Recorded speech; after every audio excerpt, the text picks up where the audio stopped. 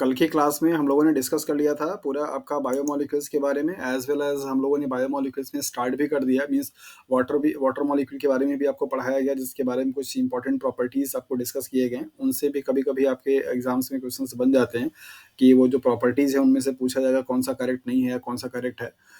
सारी चीज़ें सिर्फ़ आपके एग्ज़ाम के पॉइंट ऑफ व्यू के लिए इंपॉर्टेंट नहीं होती, आपकी इन्फॉर्मेशंस के लिए भी ज़रूरी होता है। कौन-सा इन्फॉर्मेशंस आपके कौन से एग्ज़ाम में कब काम आ जाए, ये इसका कोई भरोसा नहीं रहता। तो ऐसे आपको निराश नहीं होना चाहिए कि हाँ, ये वाले टॉपिक से तो क्वेश्चन आया नहीं, फालतू हमने पढ़ लिया, ऐसा कुछ नहीं है। कोई भी जो भी टॉपिक आपके लिए पढ़ मतलब क्लासेस में डिस्कस की जा रही हैं, वो सारी इंपॉर्टेंट हैं और आप उनको बहुत अच्छे तरीके से मतलब कवर किया करिए।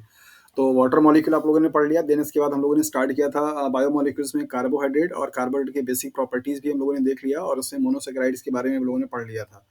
और मोनोसैकेराइड्स के कुछ जो फीचर्स थे, जैसे उसमें आपके ग्रुप के बारे में ये सब डिस्कस हम लोगों ने कर लिया था। आज की क्लास में हम लोग वहाँ से कंटिन्यू करेंगे, जहाँ से कल की क्लास हम लोगों ने छोड़ा हुआ था। तो उसके बाद से लेकर के आगे हमारा जो भी पूरा टॉपिक होगा वो कवर किया जाएगा और ओके, अभी स्क्रीन दिखाई दे रही है आप लोगों को?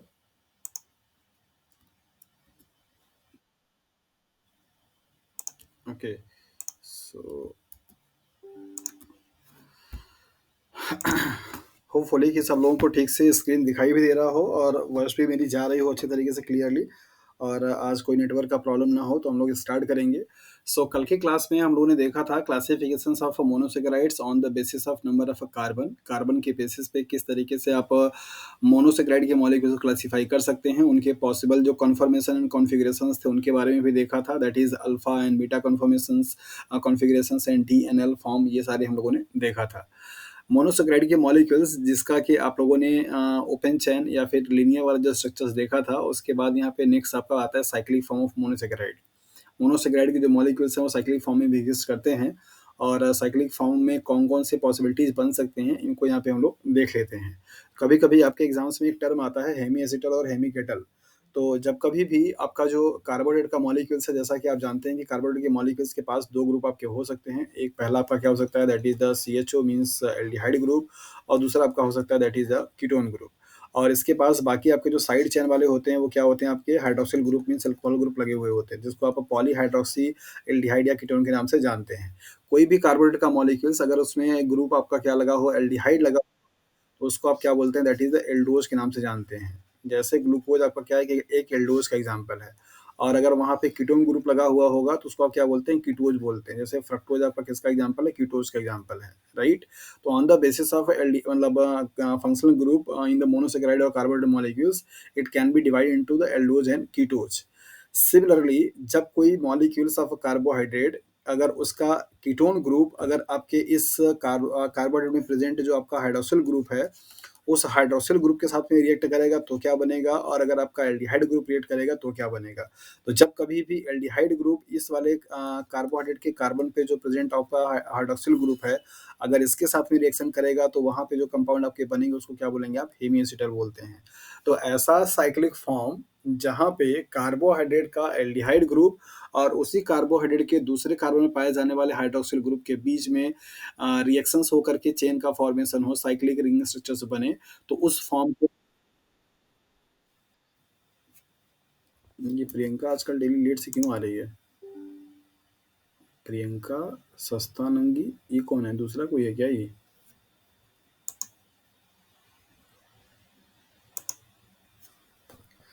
ओके। इनसे अभी बाद में मिलेंगे, देखेंगे कि ये कौन है, इनका नाम चेन चेन से लगा। ओके, सो हम लोग यहाँ पे बात कर रहे थे साइक्लिक फॉर्म ऑफ मोनोसैकेराइड्स के बारे में। तो आपको बताया गया कि जो आपके कार्बोहाइड्रेट के मॉलिक्यूल्स होते हैं वहाँ पे 2 फंक्शनल ग्रुप हो सकते हैं। आपका पहला है दैट इज़ एल्डिहाइड और अगर कोई कार्बोहाइड्रेट का मॉलिक्यूल जहाँ पे एल्डिहाइड ग्रुप होगा तो उसको आप क्या बोलते हैं, एल्डोज़। जैसे आप यहाँ पे ग्लूकोज़ का एग्ज़ाम्पल दे सकते हैं, तो ग्लूकोज़ हमारा एग्ज़ाम्पल किसका है, दैट इज़ एल्डोज़ का, जहाँ पे ग्रुप कैसा होता है, एल्डिहाइड का।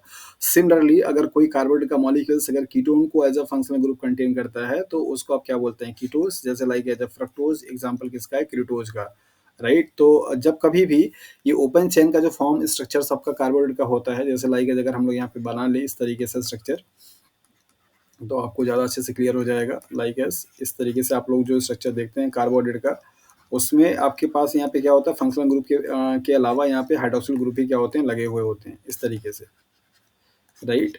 तो जब कभी भी आपका एल्डिहाइड या कीटोन ग्रुप जब साइक्लिक स्ट्रक्चर्स बनना होता है तो उस केस में आपके एल्डिहाइड या कीटोन ग्रुप जो होते हैं फर्दर उसी कार्बोनेट के दूसरे वाले मॉलिक्यूल्स के जो हाइड्रॉक्सिल ग्रुप होते हैं उनके बीच में क्या होता है रिएक्शंस होते हैं तब जाकर के वो साइक्लिक फॉर्म क्या करता है बनाता है। तो जब कभी भी कार्बोहाइड्रेट का एल्डिहाइड ग्रुप उसी कार्बोहाइड्रेट के मॉलिक्यूल्स के दूसरे कार्बन पे प्रेजेंट आपका जो अल्कोहल ग्रुप है मींस हाइड्रॉक्सिल ग्रुप है उसके साथ में अगर रिएक्शंस करेगा और इसके बाद जो साइक्लिक स्ट्रक्चर बनेगा उसको आप क्या बोलेंगे that is a hemiacetal बोलते हैं। क्या बोलते हैं? Hemiacetal. तो हेमी एसिटल को आप डिफाइन कैसे कर सकते हैं? When your aldehyde containing carbohydrate molecules react with hydroxyl group और alcohol group containing molecules is known as the hemiacetal. तो हेमी एसिटल का मतलब क्या हो जाएगा कि एक वहां पे क्या होगा एल्डिहाइड ग्रुप होगा और दूसरा मॉलिक्यूल्स क्या होगा आपका अल्कोहल ग्रुप होगा और उन दोनों के बीच में क्या होंगे रिएक्शंस होंगे। तो उस रिएक्शन से बनने वाले जो कंपाउंड होंगे उसे आप हेमी एसिटल के नाम से जानते हैं। और दूसरा आपका आता है हेमी केटल। तो जब कभी भी आपका कीटोन ग्रुप कंटेनिंग मॉलिक्यूल्स आपका दूसरे वाले उसी वाले कार्बोहाइड्रेट के दूसरे वाले कार्बन पे प्रेजेंट आपका जो हाइड्रोक्सिल ग्रुप होगा उसके साथ में रिएक्शंस करेगा तो जो साइक्लिक स्ट्रक्चर बनेगा उसे आप क्या बोलते हैं? हेमी केटल के नाम से जानते हैं। तो ये हेमी केटल और हेमी एसिटल का जो कॉन्सेप्ट है वो इस बेस पे आया कि जो linear chain means open chain जो आपके स्ट्रक्चर्स होते हैं उनका जब साइक्लिक फॉर्मेशन होना होता है तो वहां पे जो आपका फर्स्ट कार्बन है दैट मीन्स ये फंक्शनल ग्रुप वाला जो कार्बन होता है इसके साथ इसका रिएक्शन किससे होता है? बाकी उसी कार्बोनेट के दो जो कार्बन होते हैं उन कार्बन के हाइड्रोक्सिल ग्रुप के बीच में। तो अगर आपका कार्बोहाइड्रेट एल्डोज ग्रुप का होगा तो उस रिएक्शंस के बाद जो साइक्लिक कंपाउंड बनाएगा उसे आप क्या बोलेंगे? हेमी एसिटल बोलेंगे। और अगर आपका कार्बोहाइड्रेट कीटोज ग्रुप कंटेनिंग होगा मीन्स कीटोन ग्रुप कंटेन किया हुआ होगा तो उसे आप हेमी केटल के नाम से जानते हैं। तो अगर मैं आप लोगों से यहाँ पे पूछूं कि हमारे पास यहाँ पे एग्जांपल है लाइक एज ग्लूकोज है, फ्रक्टोज है। अगर आपको इसमें से डिवाइड करना हो क्लासिफाई करना हो कि ग्लूकोज आपका क्या है हेमी केटल है या हेमी एसिटल है, फ्रक्टोज आपका क्या है हेमी केटल है या हेमी एसिटल है, तो आप लोग क्या आंसर बताएंगे?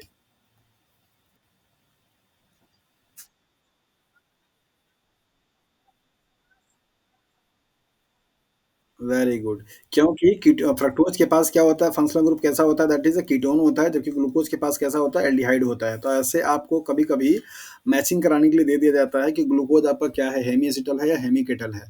तो हेमी एसिटल का कॉन्सेप्ट होपफुली समझ में आ गया होगा कि जब कभी भी एल्डिहाइड ग्रुप कंटेन करने वाला कार्बोहाइड्रेट का मॉलिक्यूल अगर अल्कोहल से मीन्स हाइड्रोक्सिल ग्रुप से क्या करता है रिएक्ट करता है तो रिजल्टिंग जो आपका कंपाउंड होगा उसको आप हेमी एसिटल के नाम से जानते हैं।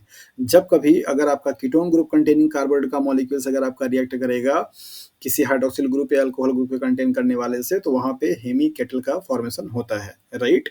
तो इसका ये जो कॉन्सेप्ट है आपको साइक्लिक फॉर्म में कभी कभी दिया जाता है। जैसे सपोज अगर आपसे पूछ लिया जाए कि न्यूक्लिक एसिड में पाए जाने वाला जो पेंटोज शुगर है वो किसका एग्जाम्पल है तो आप कैसे उसको बताएंगे ये आपको वहाँ पे बताना रहेगा। तो अभी इसको हम लोग देख लेते हैं। इसके बाद आपको यहाँ पे ग्लूकोज का जो साइक्लिक फॉर्म में एक और भी आता है नंबर ऑफ कार्बन जो होते हैं उस रिंग में उस रिंग के बेसिस पे। एक आपका होता है पायरॉन फॉर्म और दूसरा फॉर्म होता है आपका फ्यूरन फॉर्म। तो ये पायरॉन और फ्यूरन क्या हैं और ये किस कंडीशंस पे आपके बनेंगे और कितना इसमें क्या क्या कार्बन होगा इसके बारे में स्ट्रक्चर आपको यहाँ पे दिखाया जा रहा है। नॉर्मली जो पायरानोज फॉर्म होता है जिसको आप ये पायरॉन से चूंकि आपका एक एरोमेटिक कंपाउंड होता है हेट्रोसाइक्लिक कंपाउंड इसके स्ट्रक्चर से क्या करता है सिमिलरिटी शो करता है दैट इज वाई इसको पायरानोज बोलते हैं। तो ऐसे कार्बोहाइड्रेट के मॉलिक्यूल्स जहाँ पे साइक्लिक स्ट्रक्चर्स जो हो वो 6 मेंबर्ड रिंग हो। कैसा हो? 6 मेंबर्ड रिंग्ड हो जिसमें 5 कार्बन क्या हो आपके रिंग में हो और एक कार्बन कहाँ पे होगा आपका रिंग के बाहर होगा, right means outside the ring. ऐसे मेंबर को आप बोलते हैं that is the pyranose form. So pyranose form एक साइक्लिक स्ट्रक्चर का फॉर्म है मोनोसेकेराइड के मॉलिक्यूल्स का जिसमें जो रिंग होती है वो कितनी होती है 6 मेंबर की होती है। जैसे आप देखिए यहाँ पे 1 है 2 है 3 है 4 है 5 है 6 है लेकिन ये 6 कार्बन नहीं है। एक आपका यहाँ पे क्या है ऑक्सीजन है। 6 membered ring containing 5 carbon in ring and 6th carbon जो होगा आपका रिंग के क्या होगा बाहर होगा। तो पायरानोज का सही जो डेफिनेशन है वो क्या है कि एक ऐसा साइक्लिक स्ट्रक्चर जिसमें 6 मेंबर का क्या होगा आपका वो रिंग होगी और उस 6 मेंबर में 5 क्या होंगे आपके कार्बन होंगे, 1 क्या होगा आपका ऑक्सीजन होगा। उस 6 कार्बन वाले इस कार्बोहाइड्रेट का जो आपका पायरानोज फॉर्म आप देखते हैं, उसमें एक जो कार्बन होता है वो रिंग के क्या होता है बाहर होता है। जैसे आप लोगों ने ये स्ट्रक्चर ये देख रखा है, यहाँ पे आप ये इसको देख भी रहे हैं कि छठवां नंबर का जो कार्बन है कहाँ पे है? बाहर में है। बाकी आपके पूरे के 5 कार्बन क्या है? रिंग में है। आपका ये जो कनेक्ट कर रहा है वो क्या है आपका? That is the a, oxygen है, जो कि आपका एल्डिहाइड और हाँ, अरे यार ये तो देखना ही भूल गए। हाँ, हाँ, ऑन है। अच्छा कोई अभी जॉइन भी होना चाह रहा है क्या? अमित कुमार। हाँ, हाँ, रिकॉर्डिंग ऑन है सिद्धार्थ। ओके, सो पायरानोज फॉर्म के बारे में आपको यहाँ पे इंफॉर्मेशन दी गई कि पायरानोज एक आपका साइक्लिक रिंग स्ट्रक्चर होता है जिसमें 6 मेंबर्ड क्या होगी वो रिंग होगी जिसमें नंबर ऑफ कार्बन कितने होंगे 5 होंगे। बार बार मैं इस बात को आपको बोल रहा हूँ, ये स्टेटमेंट आपके ऑप्शंस में CSIR के एग्जाम में क्वेश्चंस आए हुए हैं कि पायरानोज रिंग जो होती है वो 6 मेंबर्ड होती है, 6 कार्बन कंटेनिंग होती है इस तरीके से। और मोस्ट ऑफ द टाइम पे स्टूडेंट के दिमाग में ये बात कंफ्यूज कर जाती है कि जब वो 6 मेंबर्ड रिंग है तो 6 कार्बन होंगे। लेकिन यहाँ पे थोड़ा-सा आप ध्यान दीजिए कि इस 6 मेंबर्ड रिंग में एक आपका क्या है ऑक्सीजन है, 5 आपके क्या है कार्बन है, छठवां जो आपका कार्बन वो कहाँ है रिंग के बाहर होता है। तो पायरानोज का जो स्ट्रक्चर है वो आप यहाँ पे देख सकते हैं। ग्लूकोज का जो साइक्लिक स्ट्रक्चर होता है वो आपका पायरानोज फॉर्म में पाया जाता है। फ्यूरानोज जो फॉर्म होता है वो इससे थोड़ा-सा अलग है। फ्यूरानोज बेसिकली आपका 5 मेंबर्ड रिंग होता है। हाँ जी।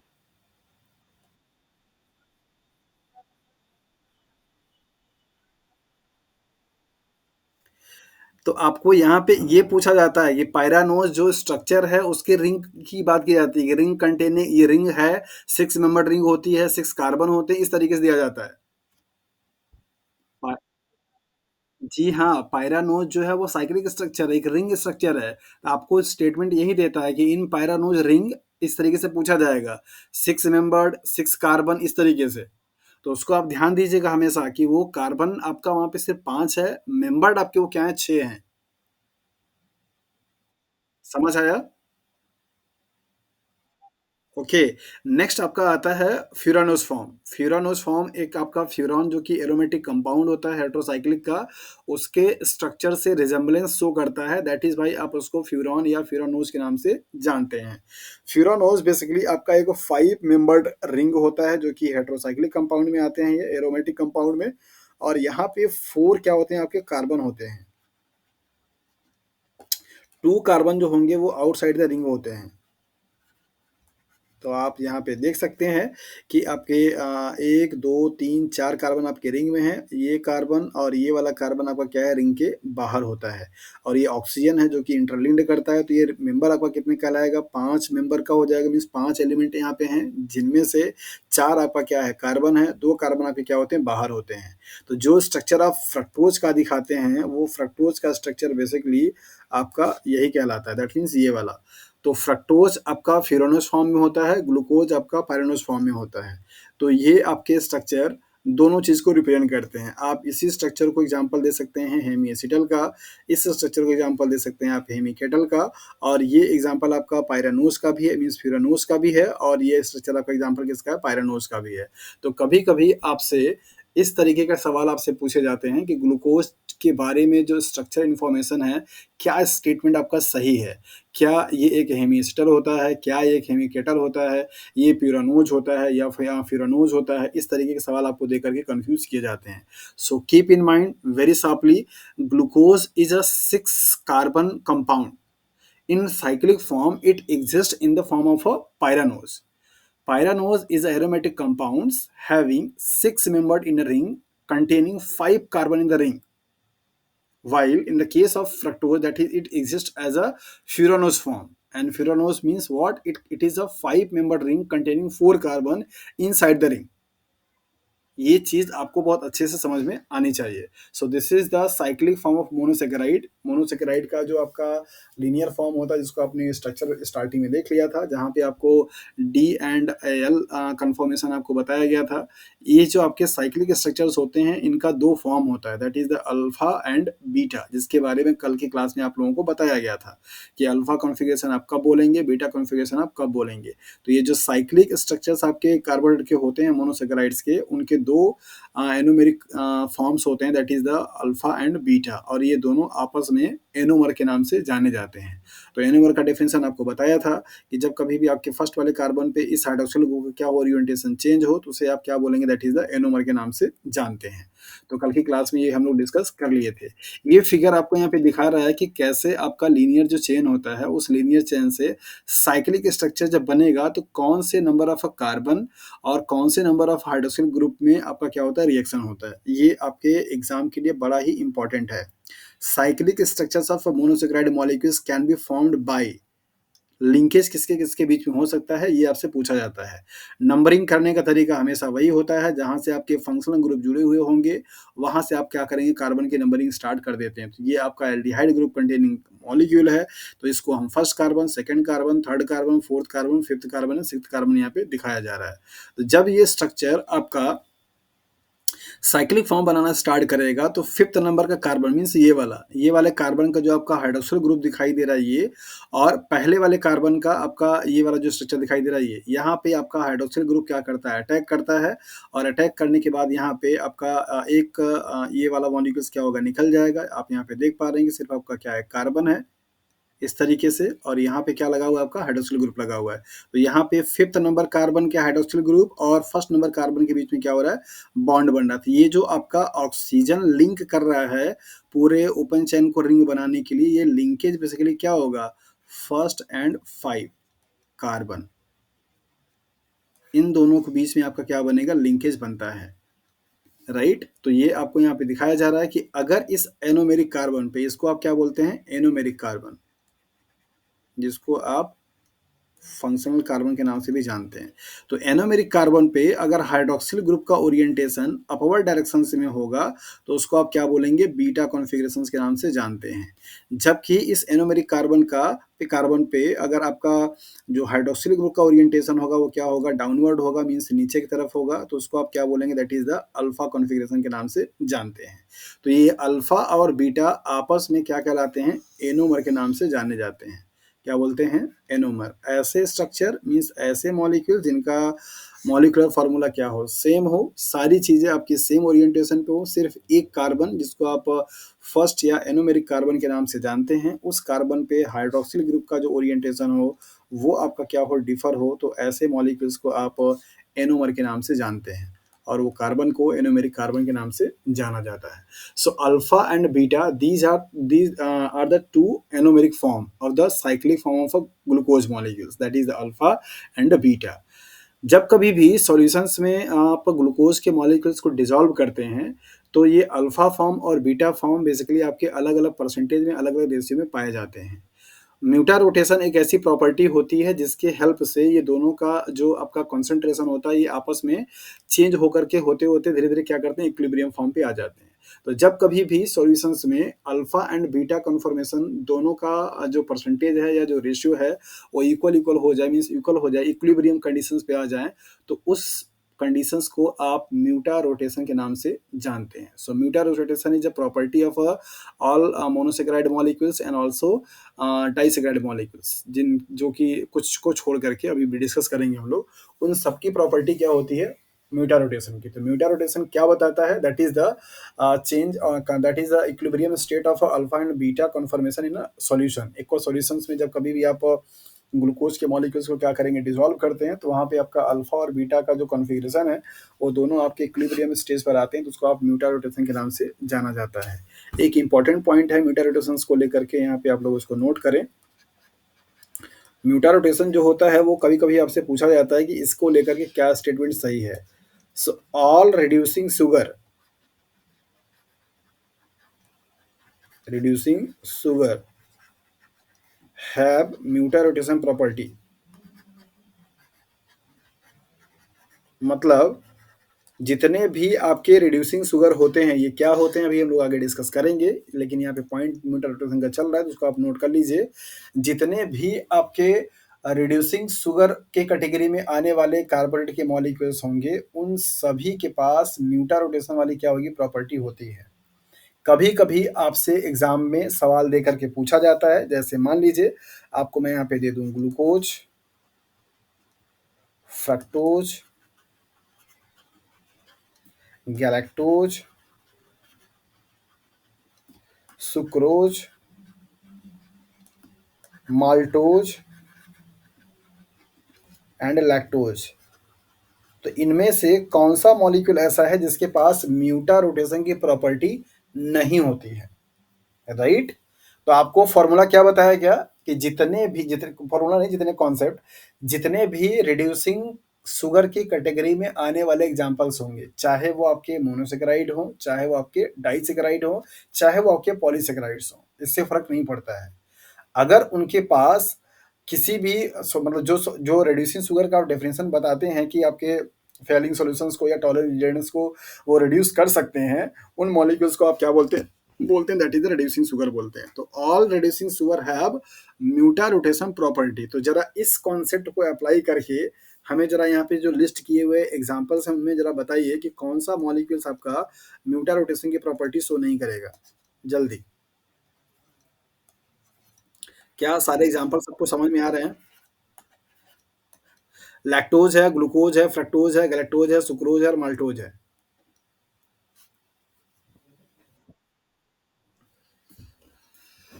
ग्लूकोज रिड्यूसिंग शुगर में नहीं आता है वंदना। फ्रक्टोज रिड्यूसिंग शुगर में नहीं आता। अच्छा, मैंने वंदना का नाम लिया लेकिन वंदना तो यहाँ पे है ही नहीं। कौन अभी पूछा है सवाल? ग्लूकोज का आंसर किसने दिया? अवनीत, ओके। मुझे लगा कि वंदना बोल रही हैं।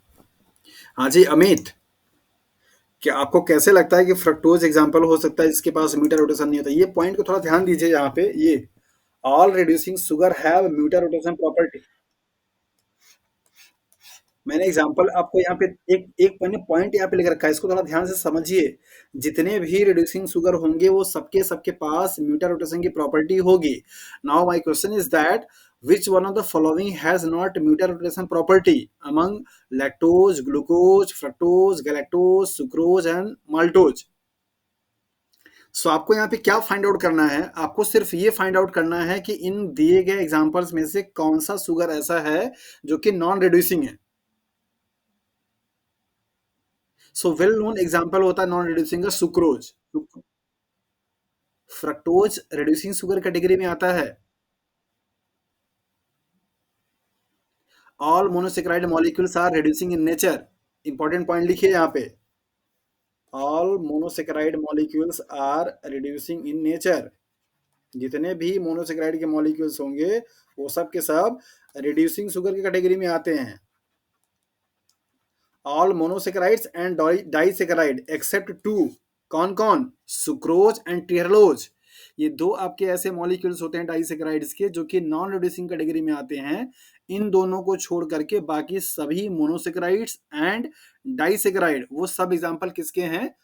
रिड्यूसिंग शुगर के। इसका मतलब ये हुआ कि सिर्फ और सिर्फ सुक्रोज को और ट्रेहलोज को छोड़ करके ये दोनों मॉलिक्यूल्स आपके ऐसे हैं जो कि कैसे हैं? नॉन रिड्यूसिंग शुगर के। तो नॉन रिड्यूसिंग वाले क्या होंगे? आपके म्यूटा रोटेशन की प्रॉपर्टी आपके शो नहीं करेंगे। तो इनको दोनों को छोड़ करके जितने भी एग्जांपल्स आप ग्लूकोज कार्बोहाइड्रेट के मॉलिक्यूल्स का देखेंगे मोनोसेक्राइड्स और डाइसेक्राइड्स में, वो सब के सब क्या देंगे? आपका म्यूटा रोटेशन देंगे। तो ऐसे ही सवाल आपसे आते हैं और यहीं से आपकी गलतियां हो जाती हैं।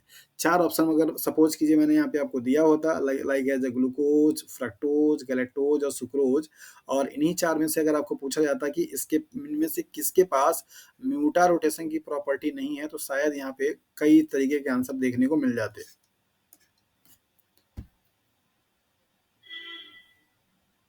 तो अभी आपको इस पूरे स्टेटमेंट से क्या चीज समझ में आया?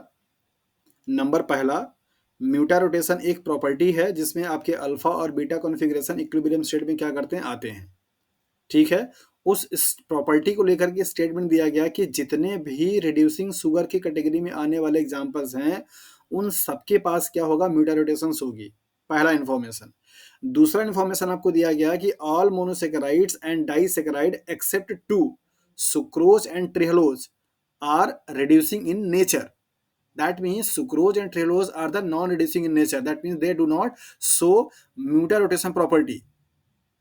So keep in mind, right, जहां कहीं पे भी आपको लिखना है आप उसको अच्छे से लिखिए, मार्क कीजिए कि सुक्रोज एंड ट्रिलोज ये नॉन रिड्यूसिंग शुगर के एग्जांपल्स हैं, ये आपके म्यूटा रोटेशन की प्रॉपर्टी को शो नहीं करते हैं।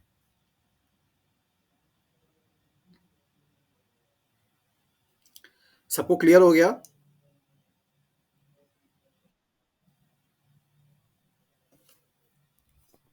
बहुत हल्के से आवाज मतलब रिस्पॉन्स आया, बाकी लोग को समझ नहीं आया क्या?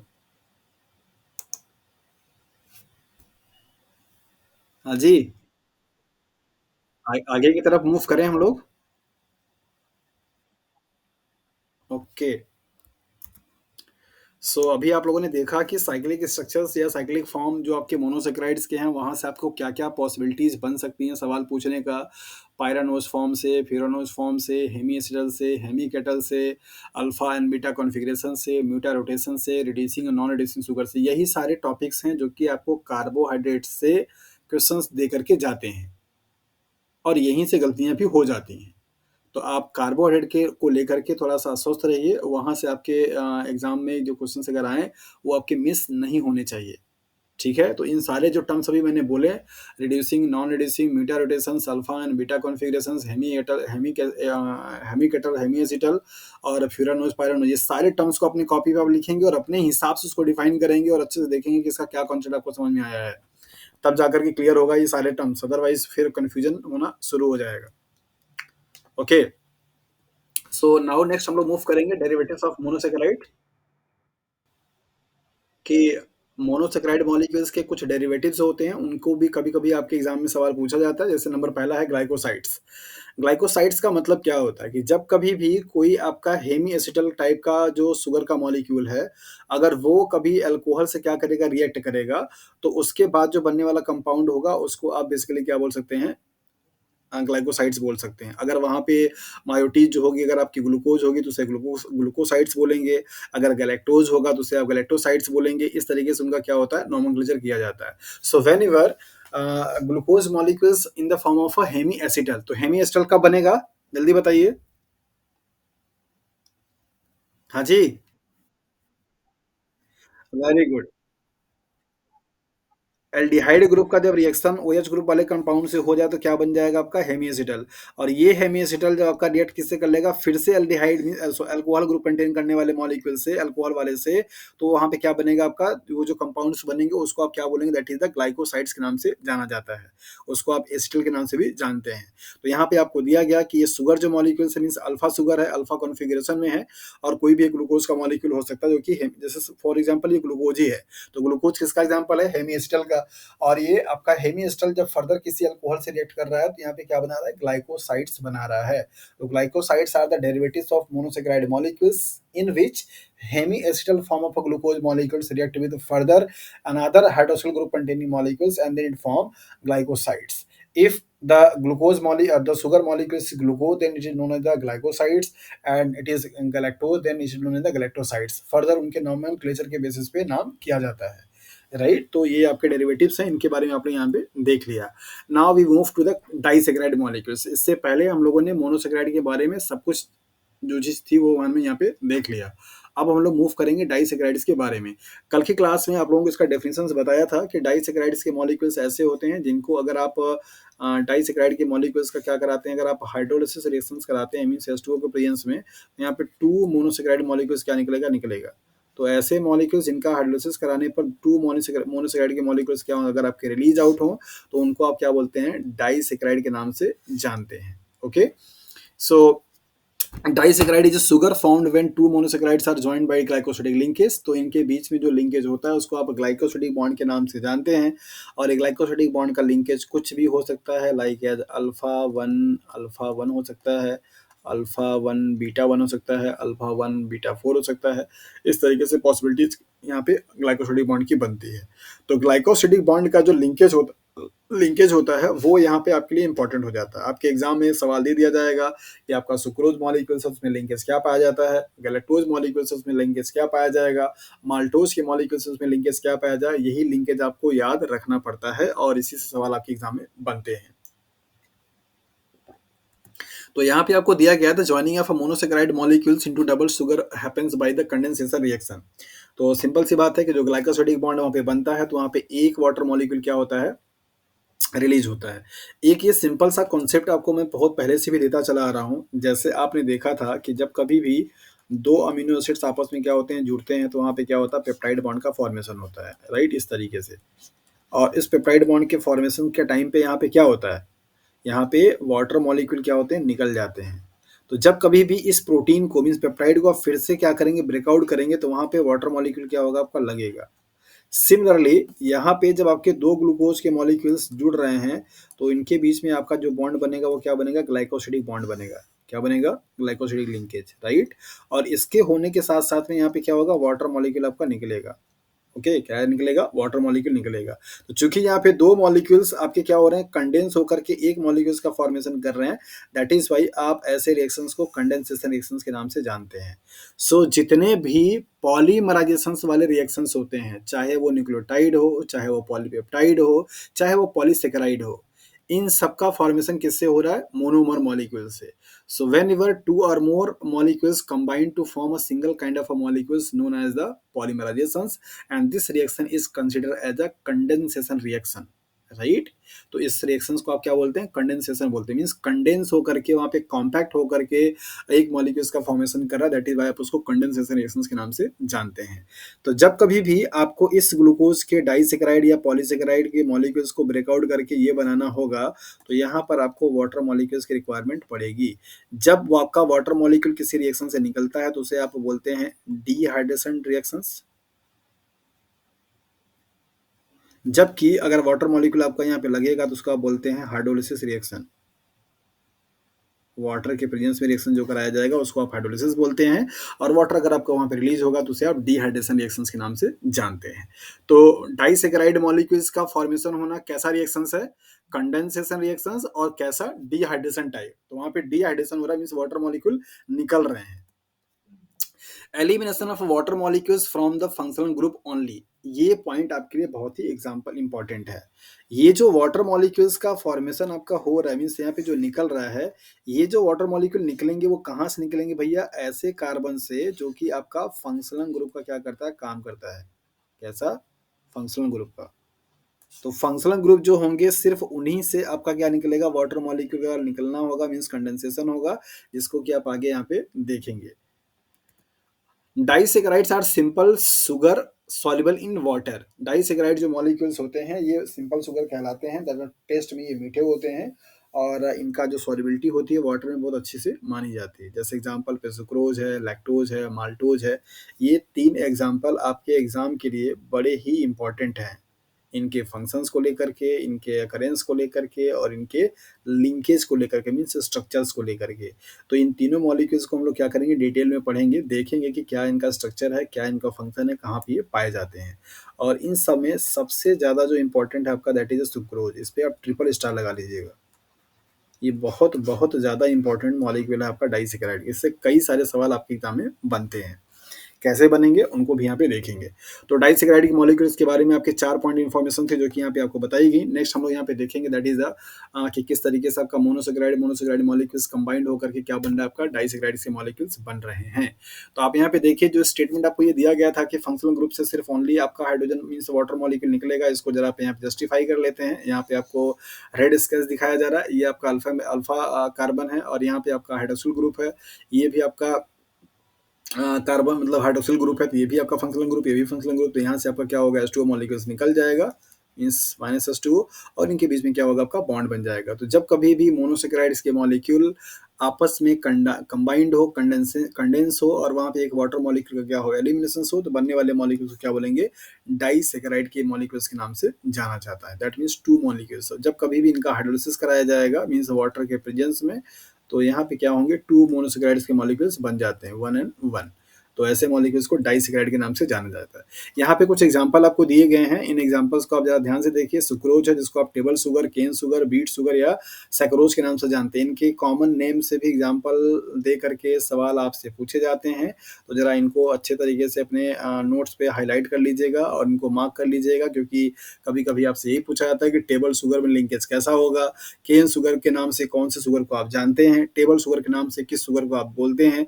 ये आपको ऑप्शंस में दे दिए जाएँगे और इनका कॉमन नेम दिया जाता है। तो फँसाने के लिए आपको कुछ भी देकर के पूछ सकता है। So table sugar, cane sugar, beet sugar, saccharose, ये सारे नाम आपके किसके हैं? सुक्रोज से हैं, क्योंकि आप इनके सोर्सेज़ के बेस पे नाम इनको दिया जाता है। तो सुक्रोज जो आपका मॉलिक्यूल है वो बेसिकली एक कैसा है? डाइसैकेराइड का मॉलिक्यूल है। यहाँ पे 2 आपके क्या होंगे? मोनोसैकेराइड्स होंगे। तो कौन-कौन से हैं भैया? यूनिट फर्स्ट है आपका ग्लूकोज़, यूनिट सेकंड है आपका फ्रक्टोज़। तो जल्दी से ज़रा कंपेयर कीजिए, ये आपका एक पाइरानोज़ और फ्यूरानोज़ दोनों का क्या है? कंबाइंड फॉर्म होता है, राइट? पाइरानोज़ और फ्यूरानोज़ का। ये आपका हेमी-एसिटल और हेमी-केटल दोनों का क्या है? कंबाइंड फॉर्म होता है। Sucrose is a disaccharide molecules having 2 type of a conformation, hemiacetal, hemiketal, pyranose, furanose. यहाँ पे इन दोनों के बीच में जो आपका लिंकेज होगा क्या होगा? Alpha 1 and beta 2। यहाँ पे बीटा आपको दिखाई नहीं दे रहा, मैं यहाँ पे लिख दे रहा हूँ अल्फा 1 एंड बीटा 2। ये इनका क्या होता है? लिंकेज होता है। मतलब अल्फा 1 जो होगा वो किसका होगा? ग्लूकोज का होगा और बीटा 2 किसका होगा? आपका फ्रक्टोज का होगा। तो इनके ऑर्डर को भी आप ध्यान रखिएगा, क्योंकि ट्विस्ट करने के लिए क्वेश्चन दे देता है कि सुक्रोज के मॉलिक्यूल्स में जो लिंकेज होगा वो क्या होगा? Alpha 1 fructose, beta 2 glucose, alpha 1 glucose, beta 2 fructose, इस तरीके से आपको बना करके देता है। तो आप ध्यान दीजिएगा, alpha 1 for the glucose, beta 2 for the fructose, and glucose and fructose are the monomers which combine to form disaccharide molecules in a linkage known as the alpha 1 and beta 2। ये आपके लिए बहुत बहुत इंपॉर्टेंट है। इसको अच्छे तरीके से अपने कॉपी पे नोट्स बनाइए और मार्क कीजिए कि इनका क्या मीन है। नेक्स्ट आपका है लैक्टोज, इनको आप मिल्क शुगर के नाम से आप जानते हैं, और ये भी आपके डाइसैकेराइड के क्या हैं? एग्जांपल्स हैं। और इनमें मोनोसैकेराइड्स क्या होगा? आपका गैलेक्टोज होगा, दूसरा आपका क्या होगा? ग्लूकोज होगा। इनमें जो लिंकेज होगा वो बीटा 1 एंड 4 होगा। मतलब इनमें दोनों के दोनों जो आपके मॉलिक्यूल्स होंगे वो बीटा कन्फॉर्मेशन में होंगे, और लिंकेज क्या होगी? आपकी 1 एंड 4 होगी। मतलब ये फर्स्ट कार्बन गैलेक्टोज का, फोर्थ कार्बन ग्लूकोज का बीटा कन्फॉर्मेशन में मिलकर के ये बनाते हैं, जिसको आप लैक्टोज के नाम से जानते हैं। तीसरा है आपका माल्टोज, जिसको आप माल्ट शुगर के नाम से भी जानते हैं, और माल्टोज आपका दोनों ही जो यूनिट्स होती हैं वो ग्लूकोज और ग्लूकोज से मिलकर के बनी होती है। यहाँ पे जो कॉन्फ़िगरेशन होता है वो अल्फा 1 एंड 4 होता है। तो यहाँ पे बड़ा कन्फ्यूजन हो जाता है कि अल्फा माल्टोज में था कि अल्फा लैक्टोज में था, बीटा माल्टोज में था या बीटा अल्फा में था। तो ये आपको थोड़ा-सा ध्यान देना पड़ेगा। इसको याद रखने के लिए आप कुछ भी तरीका बना लीजिए, जैसे भी आपको समझ आता है। माल्टोज़ मतलब लैक्टोज़ और माल्टोज़ में अल्फ़ा और बीटा का कॉन्फ़िगरेशंस याद रखने के लिए आप अपने हिसाब से एडजस्ट कर लीजिएगा। लेकिन उसको आप याद रखिए कि लैक्टोज़ में हमेशा बीटा पाया जाएगा और माल्टोज़ में हमेशा आपका अल्फ़ा पाया जाएगा, राइट? तो इस तरीके से उसको आप कोरिलेट कर सकते हैं, कैसे भी करके, कि लैक्टोज़ का क्या रिलेशन है, माल्टोज़ का क्या रिलेशन है। इसके बाद तीसरा है आपका ट्रेलोज है, जिसमें आपके दोनों के दोनों मायोटीज़ क्या हैं? आपके ग्लूकोज के मॉलिक्यूल्स हैं, और यहाँ पे आपका अल्फा 1 एंड 1 इस तरीके से स्ट्रक्चर आपको यहाँ पे दिया गया है, ये आपका पाया जा रहा है। तो यहाँ पे आप इसको थोड़ा-सा ध्यान दीजिएगा। और इसके बाद आपका सेलाबियोज है, जिसमें आपके ग्लूकोज एंड ग्लूकोज है, बीटा 1 एंड 4 है, और काइटाबियोज है, जिसकी आपका ग्लूकोसामाइन है, ग्लूकोसामाइन यूनिट है, बीटा 1 एंड 4 है। तो ये वाले एग्जांपल्स तो आपसे नहीं पूछे जाते हैं, लेकिन ये एग्जांपल आपसे पूछे जाते हैं। इन सब पे मैं स्टार लगा रहा हूँ, ये इस पे और इस पे, क्योंकि ये दोनों आपके क्या हैं? अलग हैं। ये भी आपका क्या है? नॉन रिड्यूसिंग शुगर होता है, और ये भी आपका क्या है? नॉन रिड्यूसिंग शुगर होता है। तो इसको थोड़ा-सा ध्यान रखिएगा, और बाकी आपके जो ऊपर लिखे गए हैं वो सब के सब क्या हैं? रिड्यूसिंग शुगर की कैटेगरी में आते हैं, जैसे ये दोनों। तो नॉन रिड्यूसिंग होने का डिसएडवांटेज क्या है? कि ये म्यूटा रोटेशन की प्रोसेस को शो नहीं करेगा, जबकि ऊपर वाले जो होंगे वो प्रोसेस को शो करेंगे। ठीक है? तो यहाँ पर आपने देखा कि डाइसैकेराइड्स के कुछ मॉलिक्यूल्स जिनके लिंकेज के बारे में इन्फॉर्मेशन आपको यहाँ पे दे दी गई। ये टेबल आपके एग्जाम के लिए बहुत ज़्यादा इंपॉर्टेंट है। नाउ हम लोग नेक्स्ट देखेंगे अलग-अलग जो आपके डाइसैकेराइड्स के मॉलिक्यूल हैं उनके बारे में। तो नंबर पहला है आपका sucrose. It is a non reducing sugar. ये रेड पॉइंट में आपको लिखा गया है कि आप इसको अच्छे तरीके से बार-बार सुनते रहिए, याद हो जाए कि ये आपका एक नॉन रिड्यूसिंग शुगर का एग्ज़ाम्पल है। रिड्यूसिंग और नॉन रिड्यूसिंग शुगर क्या होंगे, इसको जस्ट थोड़ी देर में हम लोग अभी डिस्कस यहाँ पे करेंगे। तो सुक्रोज़ को लेकर के यहाँ पे इन्फॉर्मेशन है कि glucose exist predominantly as a mixture of alpha and beta pyranose anomers, but sucrose has only the alpha form. ये पॉइंट बड़ा इंपॉर्टेंट है। आपको बताया जा रहा है कि ग्लूकोज के जो मॉलिक्यूल्स होते हैं उनका दो कॉन्फ़िगरेशन होता है, या तो आपका अल्फा होगा या तो बीटा होगा, आपका पायरानोज फॉर्म में पाया जाता है। लेकिन ओवरऑल अगर आप सुक्रोज के मॉलिक्यूल्स का कन्फर्मेशन देखेंगे तो ये आपका कौन से कन्फर्मेशन में होगा, that is the alpha form में पाया जाता है। तो कभी कभी आपसे पूछा जाता है कि सुक्रोज का जो कन्फिग्रेशन है वो क्या है, अल्फा है या बीटा है। Fructose exists as a mixture of a 5 tautomer, but sucrose has only the D fructofuranose form. Tautomer का स्ट्रक्चर का मतलब ये आइसोमेरिक एक टर्म होता है जहाँ पे आपके ओरिएंटेशन जो होते हैं अलग अलग होते हैं। आपको यहाँ पे दिया जा रहा है कि फ्रक्टोज का जो इंडिविजुअल मॉलिक्यूल्स होता है उसके पास 5 डिफरेंट स्ट्रक्चर्स पाए जाते हैं, 5 टॉटोमर्स होता है, लेकिन सुक्रोज के पास सिर्फ एक फॉर्म है, that is the beta D fructonose form. तो ये दोनों पॉइंट आपको क्या बताते हैं कि ये सुक्रोज के यूनिट्स क्या हैं, ग्लूकोज है। सुक्रोज किससे किससे किससे मिलकर के बना है, एक तो पहला आपका क्या है ग्लूकोज से, और दूसरा आपका किससे मिलकर बना है, फ्रक्टोज से। ये दोनों उसके क्या है, कंपोनेंट्स हैं। इन दोनों की अपनी इंडिविजुअल प्रॉपर्टी अलग है, लेकिन जब ये दोनों मिल करके सुक्रोज बनाते हैं तो वहाँ पे इनकी प्रॉपर्टी अलग दिखाई देती है। जैसे आपको बताया गया कि ग्लूकोज इंडिविजुअली क्या करेगा, अल्फा और बीटा फॉर्म में एग्जिस्ट करता है पायरानोज के फॉर्म में, लेकिन सुक्रोज के लिए सिर्फ इसके पास क्या होगा, अल्फा फॉर्म होगा। फ्रक्टोज आपका 5 डिफरेंट ऑटोमर फॉर्म स्ट्रक्चर्स बना सकता है, लेकिन सुक्रोज के केस में सिर्फ और सिर्फ एक ही स्ट्रक्चर के फॉर्म में रहेगा, that is the फ्रक्टोफ्यूरानोज form. Glycosidic bond in sucrose is found between the reducing end of both glucose and fructose. Reducing ends वो होते हैं जो कि आपके फ्री एल्डिहाइड या कीटोन ग्रुप क्या करते हैं, कंटेन करते हैं। ऐसे कार्बन या ऐसे ग्लूकोज के मॉलिक्यूल्स जिनके पास फ्री एल्डिहाइड या free carboxylic means ketone group present होते हैं, उन सबको आप रिड्यूसिंग शुगर के नाम से जानते हैं। क्योंकि रिड्यूसिंग शुगर को चेकआउट करने के लिए जो रिएजेंट आप यूज करते हैं जिसका नाम है टॉलेंस रिएजेंट और फेलिंग सॉल्यूशन, ये आईएससी बेंगलोर का पहले पीएचडी का एंट्रेंस एग्जाम हुआ करता था इंडिविजुअली, वहाँ के एग्जाम्स में सवाल पूछा गया था 2011 में कि आप रिड्यूसिंग शुगर को पता करने के लिए कौन से रिएजेंट को यूज करते हैं। तो नाम आप यहाँ पे याद रखिए अच्छे तरीके से। नंबर पहला है टॉलेंस रिएजेंट,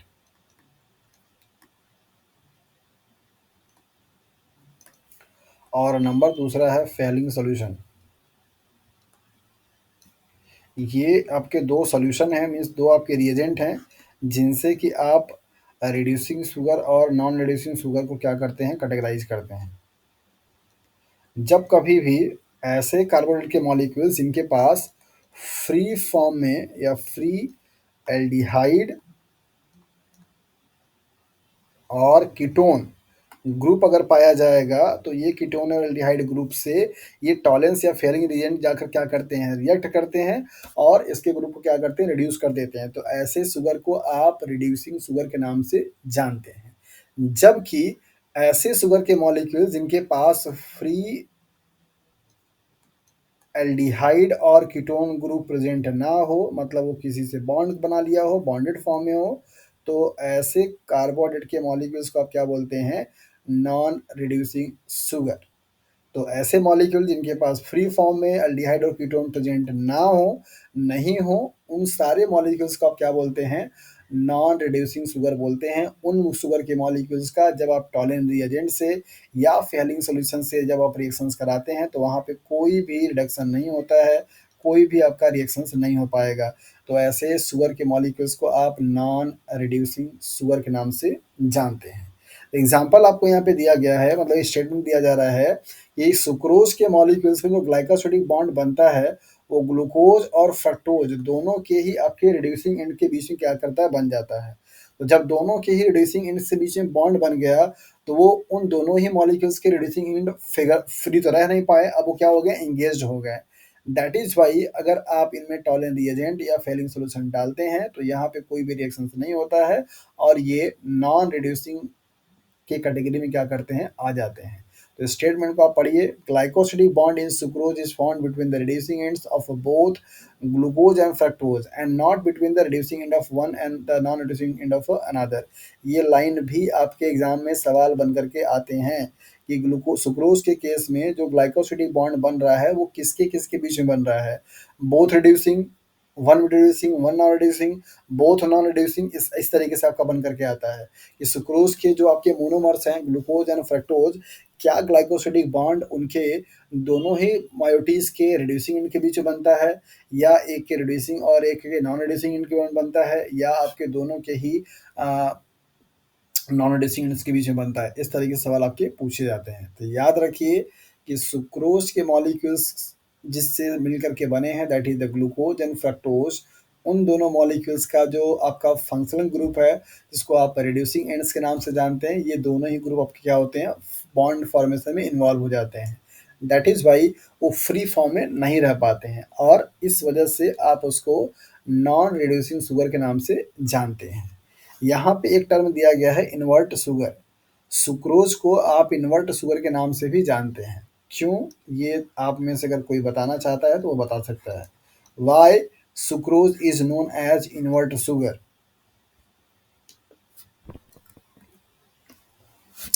इसके स्ट्रक्चर को पहले देख लीजिए, तब तक आप लोग आंसर्स का सोचते रहिए, फिर आप बताइएगा अच्छे तरीके से। तो यहाँ पे आप स्ट्रक्चर देख पा रहे हैं कि ये अल्फा डी ग्लूकोज है और ये बीटा डी फ्रक्टोज है, राइट। ये आपका पायरानोस फॉर्म है, ये आपका फिरानोस फॉर्म है। इसको आप हेमी एसिटल बोलते हैं, इसको आप हेमी केटल बोलते हैं। नंबरिंग आपको यहाँ पे की गई है। ये आपका क्या है, 1 carbon, 2 carbon, 3 carbon, 4 carbon, 5 carbon, 6 carbon. यहाँ पे भी नंबरिंग आपको की गई है 1 2 3 4 5 एंड 6 इस तरीके से। तो जो आपका यहाँ पे बॉन्ड बन रहा है वो किसके किसके बीच में, अल्फा 1, आपने यहाँ पे लिंकेज क्या देखा है, अल्फा 1 एंड बीटा 2। तो अल्फा 1 कौन है भैया, ये है, ये अल्फा कॉन्फ़िगरेशन है। तो पहला वाला कार्बन आपका ये, और बीटा 2 मीन्स ये वाला जो कार्बन होगा ये बीटा कॉन्फ़िगरेशन में, इन दोनों के बीच में क्या होगा, आपका बॉन्ड बनेगा। तो देखिए यहाँ पे आपका क्या हो रहा है कि इनका जो आपका हाइड्रोक्सिल ग्रुप है और इनका जो आपका OH ग्रुप है, इन दोनों के बीच में क्या हो रहा है, रिएक्शंस हो रहे हैं। यहाँ पे एक वाटर मॉलिक्यूल क्या हो रहा है, आपका निकल जा रहा है, और वाटर मॉलिक्यूल्स के निकलने के बाद इसके दोनों के बीच में क्या होता है, बॉन्ड आपके बन जाते हैं। तो चूंकि यहाँ पे कोई भी आपका फंक्शनल ग्रुप फ्री फॉर्म में नहीं है, ये जो लिंकेज है आपका अल्फा 1 बीटा 2 ग्लाइकोसिडिक लिंकेज के नाम से जाना जाता है, और आप इसको नॉन रिड्यूसिंग शुगर के नाम से भी जानते हैं। तो ये स्ट्रक्चर्स आपने यहाँ पे देख लिया कि इसमें किस तरीके से फॉर्मेशन हो रहा है। अच्छा, यहाँ पे मैंने एक सवाल पूछा था कि इन्वर्ट शुगर इसको आप क्यों बोलते हैं, क्या आप में से कोई बताना चाहेगा, किसी के पास कुछ कॉन्सेप्ट है बताने के लिए कि इसको आप इन्वर्टेड शुगर के नाम से क्यों जानते हैं, या क्या इसके पीछे का लॉजिक है, अगर कोई बताना चाहता है तो मोस्ट वेलकम है।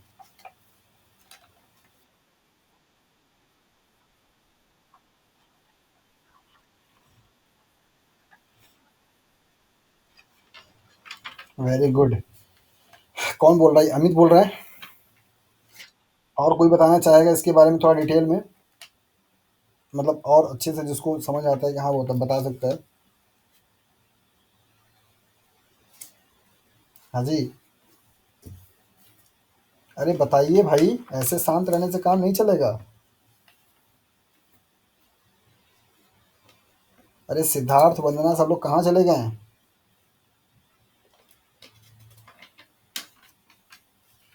हाँ जी।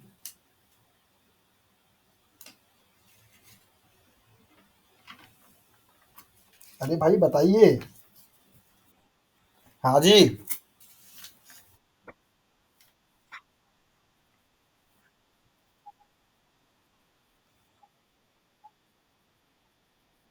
हम्म।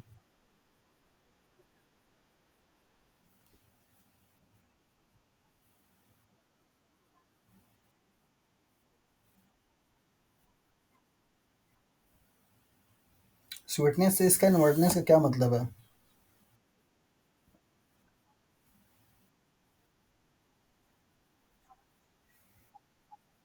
हम्म। हम्म।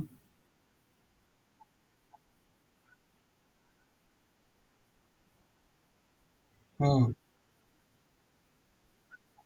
चलिए, पॉइंट आप लोगों ने पकड़ा बहुत अच्छा है, आप लोगों को इसके बारे में मतलब पढ़ा है आप लोगों ने, बट थोड़ी सा भी मिसिंग है लिंक को, उसको हम लोग पूरा कर लेंगे। और कोई बताना चाहता है इधर से, जैसे लाइक एस वंदना है या फिर मनीषा है या फिर आकांक्षा है, आप लोग बताइए। अरे काफ़ी लोगों ने तो लिफ्ट कर दिया है।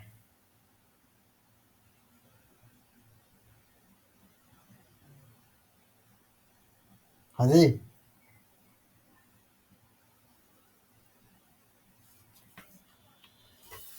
चलिए टाइम को लॉस नहीं करते हैं। कोई बात नहीं, कोई बात नहीं। जिसको नहीं आ रहा मतलब अभी नहीं बोल पा रहे हैं, कोई दिक्कत नहीं है। यहाँ पे बेसिकली इनके रोटेशंस को लेकर के ही होता है। जैसा कि आप जानते हैं कि ऑप्टिकल जो कंपाउंड्स होते हैं, मतलब ऑप्टिकली एक्टिव जो कंपाउंड्स होते हैं, वो ऑप्टिकली एक्टिव जो कंपाउंड्स का सॉल्यूशंस होता है, वो प्लेन पोलराइज्ड लाइट को क्या कर सकते हैं, रोटेट कराने की एबिलिटी रखते हैं। या तो आपके क्या होंगे लेफ्ट हैंड साइड में, या तो क्या होंगे आपके राइट हैंड साइड में। तो राइट हैंड साइड में होगा तो उसको आप क्या बोलते हैं, that is the dextrorotatory. और अगर आपका लेफ्ट हैंड साइड में होगा तो आप क्या बोलते हैं, लीवो रोटेटरी, राइट। तो आपका जो सुक्रोज का मॉलिक्यूल्स है वो भी आपका क्या है, एक ऑप्टिकली एक्टिव कंपाउंड्स होता है। तो सुक्रोज की स्पेसिफिक जो रोटेशंस होती है वो डेक्स्ट्रो रोटेटरी होती है, मींस प्लस फॉर्म में आती है। ओके, नॉर्मली पूरा का पूरा सुक्रोज का, इनमें इनको जब आप किसी भी हॉट वाटर में या एसिड में डिसॉल्व करते हैं, मतलब डाइल्यूट करते हैं, तो इनका जो कंपोनेंट्स होते हैं ग्लूकोज और फ्रक्टोज, इनकी अपनी अलग से इंडिविजुअल क्या होती है, रोटेशंस होती है। तो ग्लूकोज मॉलिक्यूल्स का भी रोटेशंस किस में होता है, प्लस साइन में होता है। लेकिन फ्रक्टोज मॉलिक्यूल्स का जो रोटेशंस होता है वो लीवो रोटेटरी होता है, मीन्स नेगेटिव में होता है। किस में होता है, नेगेटिव फॉर्म में। चूंकि ग्लूकोज मॉलिक्यूल्स के रोटेशंस की वैल्यू के कंपैरिजन में आपका जो फ्रक्टोज मॉलिक्यूल्स होता है उसकी रोटेशंस की वैल्यू क्या होती है, बहुत ज़्यादा होती है। तो जो प्लस फॉर्म की वैल्यू होती है उसको वो कन्वर्ट किस में कर देता है, नेगेटिव फॉर्म में, मीन्स लेबोरेटरी में। तो इसके कन्फर्मेशन को, मतलब इसके स्पेसिफिक रोटेशंस की जो वैल्यू थी उसको उसने क्या किया, इन्वर्ट किया, पॉजिटिव से नेगेटिव किया। दैट इज वाई आप इसको इन्वर्ट शुगर के नाम से जानते हैं। तो इन्वर्ट शुगर का मतलब क्या हुआ कि जो ग्लूकोज और फ्रक्टोज हैं, इन दोनों की अपनी स्पेसिफिक रोटेशंस होती है, क्योंकि आप ये क्या है, आपके आपस में ऑप्टिकली एक्टिव कंपाउंड्स होते हैं। तो ग्लूकोज मॉलिक्यूल्स का रोटेशन कैसा होता है, डेस्टोरेटरी मींस प्लस फॉर्म में। फ्रक्टोज मॉलिक्यूल्स का रोटेशन कैसा होता है आपका, नेगेटिव फॉर्म में। नेगेटिव की वैल्यू बहुत ज्यादा होती है, दैट वाइज ओवर डोमिनेंट कौन हो जाता है, नेगेटिव वाला हो जाता है, तो वो नेगेटिव रोटेशन दिखाना शुरू कर देता है। नॉर्मली जो सुक्रोज होते हैं उनका रोटेशन किस में होता है, आपका पॉजिटिव में होता है। तो पॉजिटिव से नेगेटिव की तरफ क्या किया है, चेंज किया। दैट इज वाई आप इसको इनवर्ट शुगर के नाम से जानते हैं। तो कभी कभी सवाल आपसे यहाँ पे पूछ दिया जाता है कि इनवर्ट शुगर का मीन क्या होता है, तो आप वहाँ पे बताएंगे कि इसका मतलब होता है स्पेसिफिक रोटेशन जो होती है वो चेंज होना, मतलब स्पेसिफिक रोटेशन के रिगार्डिंग ये टर्म दिया जाता है। तो नेक्स्ट हम लोग मूव करेंगे यहाँ पे। अगला हमारा डाइसेकेराइड का molecule that is the lactose, जो जिसको आप मिल्क शुगर के नाम से जानते हैं। So lactose disaccharide derived from the condensation of galactose and glucose, which form a beta 1 and 4 glycosidic linkage. यहाँ पे दो मॉलिक्यूल्स हैं आपके, नंबर पहला that is the galactose, number दूसरा ग्लूकोज, और इनमें लिंकेज कैसा है, बीटा 1 and 4। ये चीज आपको इंपॉर्टेंट याद रखना पड़ेगा। It is also a reducing sugar. इससे पहले आपने जो पढ़ा वो नॉन रिड्यूसिंग था। यहाँ पे आप स्ट्रक्चर देख सकते हैं कि ये आपका गैलेक्टोज है जो कि बीटा कन्फॉर्मेशन में है, हाइड्रोक्सिल ग्रुप आपका ऊपर दिखाई दे रहा है। यही आपका गैलेक्टोज है जो कि बीटा कन्फॉर्मेशन में है, हाइड्रोक्सिल ग्रुप आपका यहाँ ऊपर दिखाई दे रहा है। तो इन दोनों के, सॉरी ये वाला स्ट्रक्चर था, तो इन दोनों के बीच में आपका क्या होगा, कंडेंसेशन होगा। तो यहाँ पे इसका पहला कार्बन और इसका ये फोर्थ कार्बन, मतलब नंबरिंग आप यहाँ से करेंगे 1 2 3 एंड 4, तो ये फोर्थ कार्बन। इन दोनों के बीच में क्या होगा आपका, दैट इज द मतलब रिएक्शंस होंगे। तो यहाँ पे वाटर मॉलिक्यूल क्या होगा आपका, निकल जाएगा, और जब निकलेगा तो यहाँ पे बॉन्ड बन जाएगा।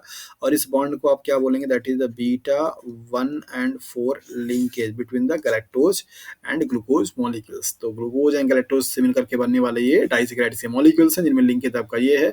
आपको इस मॉलिक्यूल्स को लेकर सिर्फ दो चीज याद रखना, सिर्फ दो। नंबर पहला इनके यूनिट्स, नंबर दूसरा इनके लिंकेज, बस, और कुछ याद रखने की जरूरत नहीं है। नेक्स्ट हम लोग देखेंगे यहाँ पे माल्टोज के बारे में, जिसे आप माल्ट शुगर के नाम से भी जानते हैं। Malt is also a reducing sugar, और इसके दोनों जो यूनिट होंगे आपके क्या होंगे, ग्लूकोज यूनिट होंगे, और उनमें जो कन्फर्मेशन होगा ग्लूकोज का वो अल्फा होगा, और लिंकेज क्या होगी आपकी 1 and 4 होगी। तो इनके बारे में भी आपको दो पॉइंट याद रखना है। इनका लिंकेज, दैट मीन्स ये वाला पॉइंट यहाँ से यहाँ, और दूसरा आपका ये वाला पॉइंट मीन्स कौन कौन से मोनोसेकेराइड के मॉलिक्यूल से मिलकर के बने हैं। तो स्ट्रक्चर आप यहाँ पे देख पा रहे हैं कि अल्फा डी ग्लूकोज है, जहाँ पे हाइड्रोक्सिल ग्रुप क्या है आपका नीचे की तरफ है, ये भी अल्फा डी ग्लूकोज है, यहाँ पे भी हाइड्रोक्सिल ग्रुप नीचे की तरफ है। तो first, second, third and fourth carbon का आपका ये, फर्स्ट कार्बन का आपका ये दोनों रिएक्शंस करके क्या बनाएंगे, H2O मॉलिक्यूल्स बनाएंगे, और यहाँ पे आपका ग्लाइकोसिडिक बॉन्ड बन जाएगा, और ये आपका बनेगा that is the malt sugar या माल्टोज। तो sucrose, maltose and lactose, these are the key important examples of disaccharide molecules. And आप लोगों को बीइंग एस्पिरेंट्स ऑफ सीएसआईआर आपको क्या याद रखना है? 2 points for each and every kind of a disaccharide molecule, that is one is the their monomer units and second one is their linkage. तो sucrose में क्या क्या होगा? That is alpha 1 beta 2 glucose and fructose. और आपके maltose में क्या होगा? 2 molecules of that is alpha 1 and 4। और आपका गैलेक्टोज में क्या होगा? लैक्टोज में क्या होगा? Galactose and glucose beta 1 and 4। ये चीज आप अच्छे से याद रखिएगा। कोई जुड़ना चाह रहा है क्या अभी? मैसेज बार बार आ रहा है। ओके, ठीक है, तो अब हम लोग मूव करेंगे भाई डाइसैकेराइड्स के बाद आपका पॉलीसैकेराइड्स में। तो पॉलीसैकेराइड के मॉलिक्यूल्स बेसिकली वैसे होते हैं जिनका डेफिनेशन आप बताते हैं कि जब इनको आप वाटर के साथ में रिएक्शंस करा करके हाइड्रोलिसिस कराते हैं, तो इस हाइड्रोलिसिस में इनके नंबर ऑफ जो मोनोसैकेराइड्स के मॉलिक्यूल्स होते हैं वो 10 से ज़्यादा होते हैं। नंबर इनका 200, 400, 500, 600 हो सकता है। ऐसे मॉलिक्यूल्स को आप पॉलीसैकेराइड के नाम से जानते हैं। तो आपके यहाँ पे पॉलीसैकेराइड्स का जो क्लासिफिकेशन है वो दो बेसिस पे किया जाता है। नंबर पहला इनके मायोटीज के बेसिस पे, नंबर दूसरा इनके फंक्शंस के बेसिस पे। तो अगर फंक्शंस के बेसिस पे देखा जाए तो इनको आप दो कैटेगरी में क्या करते हैं? डिवाइड करते हैं। नंबर पहला, ये आपके क्या हो सकते हैं? स्टोरेज हो सकते हैं, स्टोरेज पॉलीसेकेराइड। और दूसरा आपका क्या हो सकते हैं? Structural polysaccharides. ये आपका इनका दो कॉन्फ़िगरेशन मीन्स क्लासिफिकेशंस है। और अगर आप इनके यूनिट्स पे देखते हैं तो आप इनको दो कैटेगरी में मीन्स होमोपॉलीसेकेराइड्स एंड हेटेरोपॉलीसेकेराइड्स। होमोपॉलीसेकेराइड्स का मतलब होता है सेम काइंड के यूनिट से मिल करके बनना। हेटेरो का मतलब होता है मोर देन वन या मोर देन टू यूनिट से मिल करके बनना। तो पॉलीसेकेराइड्स के मॉलिक्यूल्स क्या हैं? स्टार्च, ग्लाइकोजन, गैलेक्टोज, ये सब एग्जांपल किसके हैं? स्टोरेज पॉलीसेकेराइड के एग्जांपल्स हैं। और इसके बाद आपको यहाँ पे सेलुलोज, काइटिन, पेप्टाइडोग्लाइकॉन, ये सब एग्जांपल किसके हैं? That is the structural polysaccharides के। स्ट्रक्चरल का मतलब होता है कि जो आपके स्ट्रक्चर्स में पार्टिसिपेट करे। जैसे सेलुलोज है, आपका प्लांट सेल का क्या है? मोस्ट इंपॉर्टेंट कंपोनेंट होता है उनके सेल वॉल का। तो प्लांट का जो सेल वॉल होता है वो किससे मिलकर बना होता है? आपका सेलुलोज का। सिमिलरली आपके जो बैक्टीरिया की सेल वॉल होती है वो बैक्टीरिया की सेल वॉल किससे मिलकर बनी होती है? पेप्टिडोग्लाइकॉन से। तो ये भी आपका किसका एग्जाम्पल है? That is the structural polysaccharides का। और अगर आप यहाँ पे फंगस का या फिर आपके जितने भी क्रस्टेशियंस होते हैं मीन्स आर्थ्रोपोड्स होते हैं, उनका जो आपका मेम्ब्रेन होती है, जो लेयर होती है, वो सब किसकी मिलकर बनी होती है? काइटिन की मिलकर के बनी हुई होती है। तो काइटिन भी एग्जाम्पल किसका? आपका स्ट्रक्चर का। सो ऐसे पॉलीसेकेराइड के मॉलिक्यूल्स जो कि किसी भी सेल्स के, किसी भी ऑर्गेनिजम्स के स्ट्रक्चरल कंपोनेंट के क्या हों? पार्ट हों, उनको आप स्ट्रक्चरल पॉलीसेकेराइड के नाम से जानते हैं। So cellulose, chitin, peptidoglycan, these are the examples of structural polysaccharides. और ये स्टोरेज का मतलब होता है जो कि as a source of stored food material means energy का काम करे। ये जब कभी भी वो ऑर्गेनिज्म आपका स्टारवेशन कंडीशन में आता है तो इनका क्या होता है? ब्रेकडाउन होता है। और ब्रेकडाउन हो करके बेसिकली क्या करते हैं? एनर्जी को प्रोवाइड करते हैं। तो स्टोरेज पॉलीसेकेराइड्स वो होते हैं जो कि सेल्स में किसी एक स्पेसिफिक टिश्यू या सेल्स में स्टोर होते हैं या ऑर्गन्स में स्टोर होते हैं। और वो जब कभी भी ऑर्गेनिज्म आपका स्टारवेशन कंडीशंस को फेस करता है तो उस कंडीशन में वो क्या होंगे? आपके ब्रेक डाउन होकर के ग्लूकोज को प्रोवाइड करते हैं। So common and most famous example आपका है स्टार्च, जो कि आपका पाया जाएगा कहाँ पे? प्लांट में। तो प्लांट का जो रिजर्व फूड मटेरियल है वो क्या है? आपका स्टार्च है। ग्लाइकोजन जो कि आपका एनिमल में, और गैलेक्टोन ये भी आपका एनिमल्स में। तो ये आपके एग्जांपल किसके हैं? स्टोरेज पॉलीसेकेराइड्स को। ग्लाइकोजन आपकी बॉडी में दो जगह पे स्टोर हो सकता है। नंबर पहला है आपका मसल्स में और नंबर दूसरा है आपका लीवर में।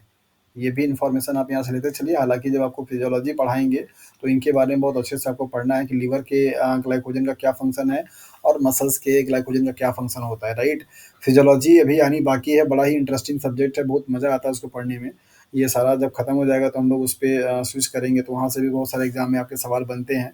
तो स्टार्च और ग्लाइकोजन, गैलेक्टोजेंस, ये सब आपके क्या है? स्टोरेज पॉलीसेकेराइड्स हैं। जबकि सेलुलोज, काइटिन, पेप्टाइडोग्लाइकॉन, ये सब आपके स्ट्रक्चरल पॉलीसेकेराइड्स हैं। इनका मीन क्या है ये आपको मैंने बता दिया। जो स्ट्रक्चर के कंपोनेंट्स होंगे वो स्ट्रक्चरल, जो आपके एज एनर्जी के सोर्स का काम करेंगे वो आपका क्या कहलाएंगे? That is the storage, right. तो यहाँ पे आप क्लासिफिकेशन ये देख सकते हैं कि पॉलीसेकेराइड्स की जो मॉलिक्यूल्स हैं उनको होमोसेकेराइड्स, होमोपॉलीसेकेराइड्स एंड हेटेरोपॉलीसेकेराइड्स के नाम से जाना गया। तो यहाँ पे अगर आपके सिंगल काइंड मॉलिक्यूल्स अगर मिलकर के बने हुए होंगे तो आपको होमो, यहाँ पे आपके डिफरेंट काइंड ऑफ मॉलिक्यूल्स मिलकर के बने होंगे तो आप उसको हेटेरो के नाम से जानते हैं। तो होमोपॉलीसैकेराइड्स आपका स्टोरेज भी हो सकता है और आपका स्ट्रक्चरल भी हो सकता है। तो स्टोरेज में एग्जांपल आपको एनिमल में दिया गया दैट इज द ग्लाइकोजन, और प्लांट पे दिया गया दैट इज स्टार्च। यहाँ पे स्ट्रक्चर में प्लांट पे दिया गया सेलुलोज और एनिमल में दिया गया काइटिन। तो ये आप एग्जाम्पल यहाँ पे देख सकते हैं। हेटेरोपॉलीसैकेराइड्स का एग्जाम्पल आपको नहीं पूछा जाता, और ये आपके एग्जाम्पल यहाँ पे एक दिए गए हैं जो कि इस तरीके से है। तो नेक्स्ट हम लोग यहाँ पे देखेंगे आपके जो पॉलीसेकेराइड्स के कॉमन एग्जांपल्स हैं उनके बारे में। तो नंबर पहला है सेलुलोज। नंबर पहला क्या है? सेलुलोज। और ये क्या है? एक आपका प्लांट सेल्स, मतलब एग्जांपल किसका है? ये स्ट्रक्चरल का होगा या स्टोरेज का? जल्दी बताइए। हाँ, हाँ जी, ये आपके स्ट्रक्चर में पार्टिसिपेट कर सकता है, करता है, तो इसको आप स्ट्रक्चरल पॉलीसेकेराइड के नाम से जानते हैं। किसका स्ट्रक्चर है ये? प्लांट सेल्स का। प्लांट सेल्स का जो सेल वॉल होती है सेलुलोज की मिलकर के बनी होती है। A polysaccharide consisting of linear chain of several hundred to many thousands beta 1 and 4 linked D glucose units. जितने भी आपके स्ट्रक्चरल पॉलीसेकेराइड्स होते हैं, ये पॉइंट को नोट कर लीजिए, स्ट्रक्चरल पॉलीसेकेराइड्स, उन सब में जो कॉन्फ़िगरेशन होगा वो क्या होगा? आपका बीटा होगा। और जितने भी आपके स्टोरेज पॉलीसेकेराइड्स होंगे उनमें जो कन्फर्मेशन होगा वो क्या होगा? अल्फा होगा। जैसे अगर आप यहाँ पे सेलुलोज का देख रहे हैं तो आपको बीटा 1 एंड 4 दिखाई दे रहा है। आप पेप्टिडोग्लाइकॉन का देखेंगे तो वहाँ पे भी आपको बीटा 1 एंड 4 दिखाई देगा। जबकि अगर आप ग्लाइकोजन या स्टार्च की बात करेंगे तो वहाँ भी आपको अल्फा 1 एंड 4, अल्फा 1 एंड 6 दिखाई देता है। तो आपको ये तो पता रहता है कि हाँ बेसिकली आपका ये 1 एंड 4 का लिंकेज है। यहाँ वाले पे कन्फ्यूजन हो जाता है कि ये बीटा के फॉर्म में है या अल्फा के फॉर्म में है। उसके लिए तरीका मैंने आपको बता दिया याद रखने का। ये याद रखना आसान है कि वो स्ट्रक्चरल है या स्टोरेज है। स्ट्रक्चर का मतलब जो पार्टिसिपेट करेगा स्ट्रक्चर में, और स्टोरेज का मतलब जो एनर्जी के रूप में स्टोर होगा। तो आपको पता चल जाएगा कि अच्छा जो काइटिन है, सेलुलोज है, ये सब आपके या फिर पेप्टिडोग्लाइकॉन है, ये सब आपके क्या है? स्टोरेज है या स्ट्रक्चरल है? तो स्ट्रक्चरल कंपोनेंट जो होगा उनमें जो आपके रिलेशन मतलब जो कॉन्फ़िगरेशन होगी आपके ग्लूकोज मॉलिक्यूल्स का वो कैसा होगा? बीटा होगा, ये याद रखिए। और स्टोरेज जो होंगे वो अल्फा होंगे। तो यहाँ पर आपको दिया गया स्टेटमेंट इसके बारे में कि ये आपका एक ऐसा लीनियर, ये पॉइंट ध्यान दीजिए। कभी कभी आपको ये दे करके ये स्टेटमेंट आपको दिया था कि इनके बारे में कौन सा स्टेटमेंट ठीक नहीं है। तो लीनियर आपके चेन होंगे जिसमें नंबर ऑफ जो मोनोसेकेराइड्स की यूनिट है वो 100 से लेकर के 1000 तक हो सकता है, मतलब इतने बड़े चेन होते हैं आपके। और जैसा कि आप जानते हैं कि सेलुलोज आपका पूरे इस बायोस्फीयर पे पाए जाने वाला सबसे हाईएस्ट अमाउंट में कार्बोहाइड्रेट का एग्जाम्पल भी माना जाता है। और यहाँ पे आपका जो लिंकेज है वो बीटा 1 एंड 4 होता है, और जो मोनोमर यूनिट होती है वो डी फॉर्म में ग्लूकोज होती है। तो डी ग्लूकोज से मिलकर के बनता है आपका सेलुलोज। और इसके बाद यहाँ पे दिया गया कि cellulose is the most abundant organic polymer on the earth.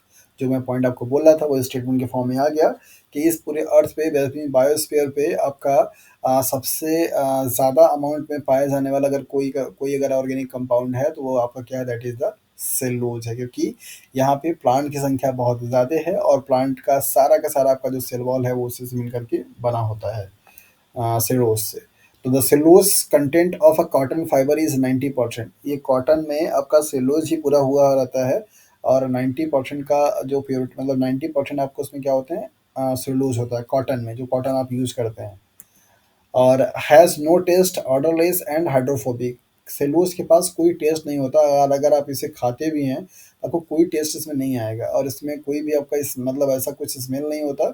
और हाइड्रोफोबिक नेचर का होता है, मतलब अगर आप इसे डिज़ोल्व करना चाहेंगे तो ये डिज़ोल्व नहीं होता है। क्या कोई बता सकता है कि इस हाइड्रोफोबिक होने का क्या एडवांटेज है सेलुलोज का? What is the significance of hydrophobic nature of a cellulose molecules? जल्दी।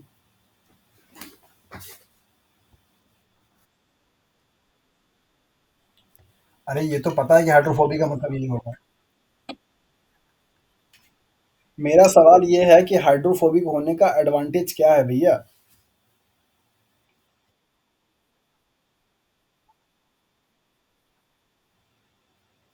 अच्छा, वेरी गुड।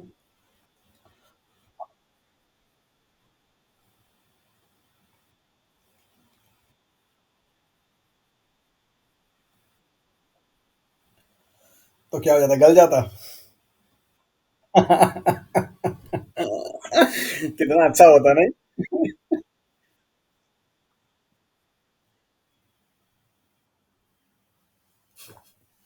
लगाइए, जितना रिलेशन आप लगा सकते हैं उसको लगाइए। देखिए मेरा काम यही है कि आपके टेम्परामेंट को चेंज करना। आपकी थिंकिंग पावर जब तक एनहांस नहीं होगी, आप सोचने पे मजबूर नहीं होंगे, तब तक पढ़ने और पढ़ाने में कोई फायदा नहीं है। You are supposed to be going to a researcher, and research scholars has a very high kind of a hypothetical temperament, right. और CSIR के एग्जाम यही चाहता है कि आप जो चीज़ पढ़ रहे हैं उसका आपके आसपास जो चीज़ें हो रही हैं उसका एडवांटेज डिसएडवांटेज ये सारी चीज़ें आपको पता होनी चाहिए। हाइड्रोफोबिक नेचर होता है सबको मालूम है, क्या फ़ायदा है उसका होने का। तो आपने बताया कि सर अगर कॉटन कपड़ा हम पहने हुए हैं, अगर बारिश में अगर भीग जाए तो पता लगा पूरा हाइड्रोफिलिक है, तो वाटर में डिजॉल्व हो जाए। वेरी गुड, ये भी बहुत अच्छा पॉइंट है। प्लांट के लिए क्या फ़ायदा है, ये प्लांट का कंपोनेंट पढ़ रहे हैं ना।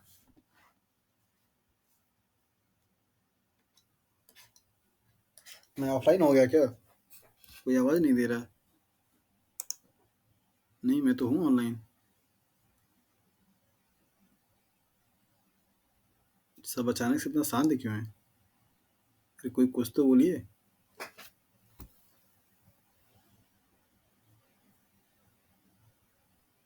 मेरी आवाज़ सुनाई दे रही है आप लोगों को?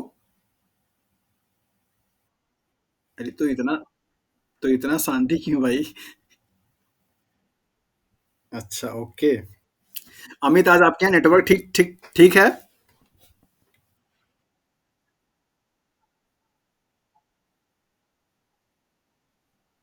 अच्छा अच्छा, ओके। आपके साथ में ये बहुत बड़ा प्रॉब्लम है कि आपके यहाँ नेटवर्क ही नहीं है, जिसकी वजह से पूरी पूरी क्लास आपकी मिस हो जाती है। चलिए कोई नहीं, जितना आप सुन पा रहे हो उतना ही ठीक है। ओके। अमित ने भी आंसर सही दिया और सिद्धार्थ ने भी अपना अप्रोच लगा के सही दिया कि इनका क्या यूज हो सकता है। बेसिकली आप जैसा कि जानते हैं कि ये इनका सेल वॉल का कंपोनेंट है, सेलुलोज। और अगर प्लांट का जो सेल वॉल है, अगर आपका हाइड्रोफिलिक नेचर का होगा तो उसकी स्पॉयल होने की रेट बढ़ जाएगी, मतलब वो जल्दी जल्दी पानी में सड़ जाएगा। तो जितना भी पार्ट अगर आपका पानी में रहता है प्लांट का, वो सबका सब क्या होगा, खराब हो जाएगा, जिससे कि प्लांट की हेल्थ या प्लांट की जो लाइफ होगी वो खराब, मतलब कम हो जाएगी, शॉर्ट हो जाएगी। यहाँ पे इसका फ़ायदा ये होता है कि ये वाटर में रहने के बावजूद भी इस पे वाटर का कोई इफ़ेक्ट नहीं पड़ता, प्लांट एकदम प्रॉपर बना रहता है। This is the advantage of hydrophobic nature and also Siddharth point is also was good. इनका भी कहना ठीक है कि अगर सपोज़।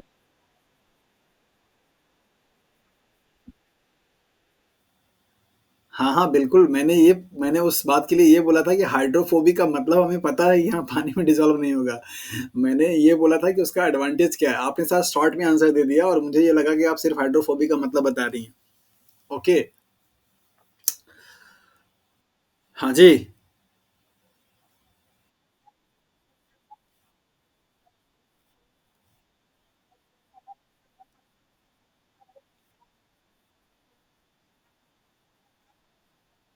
देखिए, मोस्ट ऑफ द टाइम पे आपके जो फंगस या बैक्टीरिया होते हैं वो वहाँ पे सर्वाइव करते हैं जहाँ पे मॉइस्चर होती है, राइट? आपने ये देखा है कि बैक्टीरिया को ग्रोथ करने के लिए मॉइस्चर होना चाहिए, फंगस ग्रोथ करने के लिए मॉइस्चर होना चाहिए। तो अगर कोई भी सरफेस जहाँ पे बैक्टीरिया अटैच करना चाहता है, वो सरफेस पे वाटर का कंटेंट नहीं है या वाटर का उससे इंटरेक्शंस अगर नहीं है, तो उसके सरफेस पे वो बैक्टीरिया भी इंटरेक्ट नहीं हो पाएगा। जिसकी वजह से उस बैक्टीरिया का जो इम्पैक्ट होने वाला है, उसके इम्पैक्टनेस में क्या आएगी, कमी आएगी। बैक्टीरिया हाँ। सपोज़ कीजिए कि अगर आपका ये क्या है, ये प्लांट का पार्ट है और इस प्लांट के पास हाइड्रोफोबिक प्रॉपर्टी है, दैट मीन्स वाटर के मॉलिक्यूल्स को अपने सरफेस पे अटैच नहीं होने दे रहा है, राइट? कोई भी बैक्टीरिया या कोई भी आपका जो फंगस है, वो आपका इस वाटर मॉलिक्यूल के पास में आकर के क्या करता है, ग्रो करता है कि इसको अपने सेल्स को प्रोलिफरेट करने के लिए मीडिया चाहिए होता है। तो जब ये वाटर मॉलिक्यूल इसके सरफेस पे अटैच ही नहीं है, तो ये बैक्टीरिया को यहाँ अटैच करने देगा नहीं। और अगर बैक्टीरिया यहाँ पे अटैच नहीं करेगा तो बेसिकली आपके इस प्लांट पे कोई जो इसका इम्पैक्ट हार्मफुल पड़ने वाला था, वो हार्मफुल इम्पैक्ट नहीं पड़ेगा। ठीक है? Okay. Insoluble in water, cellulose जो होता है वो वाटर में आपका इनसॉल्युबल है and most organic solvent can be dissolve in strong acidic और अल्कलाइन मीडियम। आपको बताया जा रहा है कि वाटर जो कि यूनिवर्सल सॉल्वेंट है, क्यों है, ये आप लोग पढ़ करके आ चुके हैं, तो जरा जल्दी से आंसर बता दीजिए कि वाटर को आप यूनिवर्सल सॉल्वेंट क्यों बोलते हैं, एक लाइन में।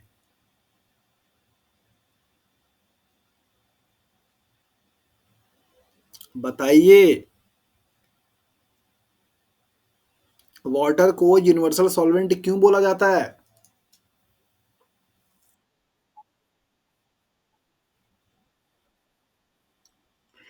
कल की क्लास में कल कल दे दिया ना फालतू वाले सब आंसर। मैंने कहा सिर्फ एक लाइन में आंसर देना है और वो पॉइंट बताना है कि जिसकी वजह से आप यूनिवर्सल सॉल्वेंट इसको बोलते हैं। High heat of vaporisation, high heat of latent of fusion, ये सारे उसके स्टेट को मेंटेन करने के लिए आपको पॉइंट लिखवाया था यहाँ पे कि एक्सीलेंट सॉल्वेशन की जो प्रॉपर्टी है ड्यू टू व्हाट, 2 पॉइंट बताया था। और तो अभी तक ये आंसर क्यों नहीं आया? तो एक बार तो गलती कर दी आपने सीएसआईआर में। जिस चीज का जो फैक्ट है वो चीज आपको जब बताई जाती है और वो चीज अगर आपसे पूछा जा रहा है तो इररिलेवेंट आंसर आप मत दीजिए। वो प्रॉपर्टी वाटर की है, लेकिन वाटर यूनिवर्सल सॉल्वेंट क्यों है? Just because of its polarity in nature and dielectric constant. Got it? अब नेक्स्ट टाइम पे अगर ये सवाल अगर मैं पूछूं किसी भी क्लास में तो मुझे ये आंसर नहीं मिलना चाहिए कि हाँ हाई लेटेंट ऑफ हीट होता है या हाई लेटेंट ऑफ फ्यूजन होता है। हाँ, तो जिस चीज़ का जो फैक्ट है उसको अच्छे तरीके से जानते रहिए, क्योंकि आपके ऑप्शंस में एक ऑप्शंस मिलेगा आपको सही करने का, बाकी 75 ऑप्शन तो गलत पहले से ही हैं, 3 ऑप्शन। तो यहाँ पर आपको दिया गया है कि सेलुलोज जो होता है वो वाटर में आपका क्या है, इनसॉल्युबल है, एंड मोस्ट ऑर्गेनिक जो सॉल्वेंट होते हैं उनमें भी क्या है आपका इनसॉल्युबल है। इसको सॉल्युबलाइज करने के लिए कंडीशंस दिया गया है कि अगर आप स्ट्रॉन्ग एसिडिक कंडीशन देते हैं या अल्कलाइन मीडियम देते हैं तब जाकर के क्या होगा आपका डिसॉल्व होगा। मींस व्हाट, इन्वायरमेंटल कंडीशन जो आपके नेचुरल हैं, जहाँ पे वाटर या आपके और भी ऑर्गेनिक सॉल्वेंट लाए गए जैसे benzene, chloroform, aldehyde, ketone, ether, alcohol, ये सारे होते हैं। अगर इन सब कंडीशंस में इसको रखा जाएगा या प्लांट को रखा जाएगा तो प्लांट के सेल वॉल पे कोई इम्पैक्ट नहीं पड़ने वाला है, उससे कोई इसको बुरा असर नहीं होगा क्योंकि उसमें वो सॉल्युबल ही नहीं है। तो ये इनका एक मोस्ट रेजिस्ट करने वाले कंपाउंड में भी आते हैं आपके सेलुलोज, जो कि मोस्टली आपका इनका सोल्यूशन मतलब ये डिसॉल्व नहीं हो पाते हैं। तो ये इनके कुछ फीचर्स हैं। और इसके बाद इनका नेचर कैसा होगा, that is the chiral. Chiral का मतलब हुआ कि यहाँ पे ये ऑप्टिकली एक्टिव होंगे, दैट मीन्स ये भी प्लेन पोलराइज लाइट को क्या कर सकते हैं, रोटेट करा सकते हैं, और ये स्टीरियो आइसोमर दे सकते हैं, राइट। तो स्टीरियो आइसोमर्स क्या होते हैं, आपको इसको निकालने के लिए फार्मूला भी बताया था। स्टीरियो आइसोमर के दो एग्जांपल्स हैं आपके। नंबर पहला है आपका दैट इज द इनेंशियोमर और डायस्टेरियोमर।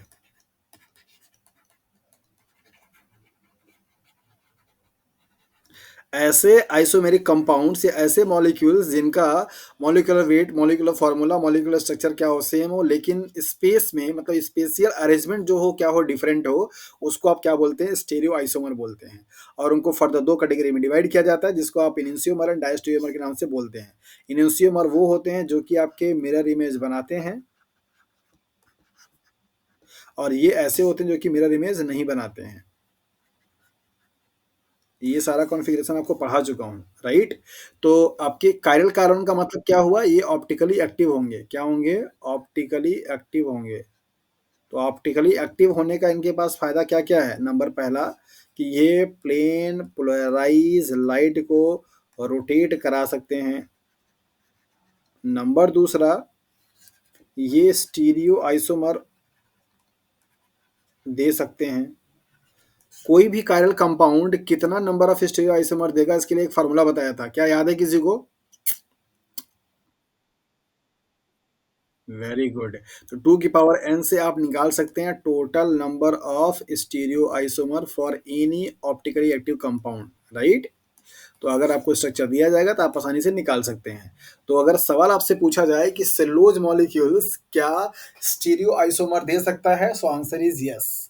क्या cellulose molecules optically active compound है, तो आंसर इज यस, बिकॉज इसके पास क्या है, कायरल कार्बन है, राइट। और अगर ये ऑप्टिकली एक्टिव कंपाउंड्स है तो और क्या क्या प्रॉपर्टी दे सकता है, इसको थोड़ा सा आप देखिए। जैसे म्यूटा रोटेशन की प्रॉपर्टी दे सकता है कि नहीं दे सकता है, राइट। ओके। तो नेक्स्ट यहाँ पे हम लोग देखेंगे cellulose is derived from glucose units. which condense through beta 1 and 4 glycosidic linkage. ये ऊपर वाली जो पॉइंट है उसी पॉइंट को थोड़ा सा एलोबरेट किया गया है आपको यहाँ पे, कि यहाँ पे जो लिंकेज है बीटा 1 4 वही स्टेटमेंट आपको यहाँ पे दिया जा रहा है कि ग्लूकोज के मॉलिक्यूल से क्या होता है, ये बनता है और ग्लूकोज के ही मायोटीज कंडेंस होते हैं जिनमें इनका लिंकेज क्या होता है, बीटा 1 एंड 4 होता है। तो इस तरीके से सेलुलोज एक क्या है, स्ट्रेट चेन पॉलीमर है, मतलब यहाँ पे कोई ब्रांचिंग नहीं होती है, ये आपका क्या है, लीनियर है। यहाँ पे आपको दिखाया गया कि ये लीनियर है, means unbranch straight chain polymer कहलाता है। यहाँ पे एग्जांपल स्ट्रक्चर इसका आप देख सकते हैं। स्ट्रक्चर में आपको यहाँ पे दिखाया जा रहा है कि बेसिकली आपका ये सारे के सारे ग्लूकोज के मॉलिक्यूल्स हैं और यहाँ पे जो लिंकेज है वो कैसा है, that is a beta 1 and 4 है। तो ये आपका फर्स्ट कार्बन, ये आपका फोर्थ कार्बन। यहाँ पे जो लिंकेज आपको दिखाया जा रहा है वो बीटा 1 एंड 4। तो इस तरीके से आपके ढेर सारे मॉलिक्यूल्स क्या होंगे, मिलकर के बने हुए होंगे। किसी भी पॉलीसेकेराइड के मॉलिक्यूल्स में एक जो इनका एंड्स होगा, मतलब इस तरीके से अगर आप देखेंगे तो यहाँ पर आपको क्या दिखाई देगा, ये वाला जो एंड्स होगा क्या कहलाएगा, रिड्यूसिंग एंड्स।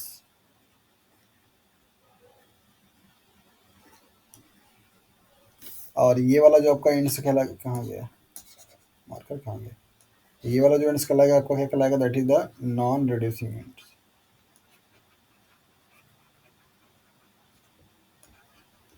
तो जो आपके सेलुलोज के मॉलिक्यूल्स हैं, चूंकि यहाँ पे आपके क्या है, लीनियर है, मतलब कोई ब्रांचिंग आपका नहीं हो रहा है।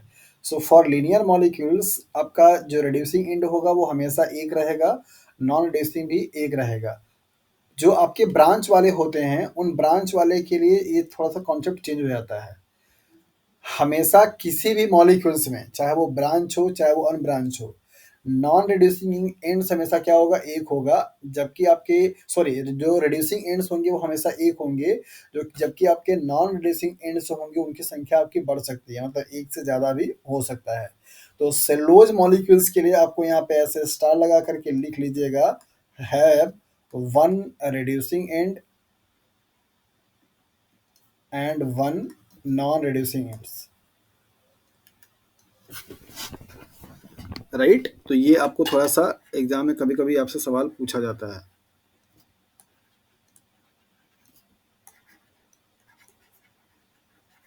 ओके, तो इसके पास क्या,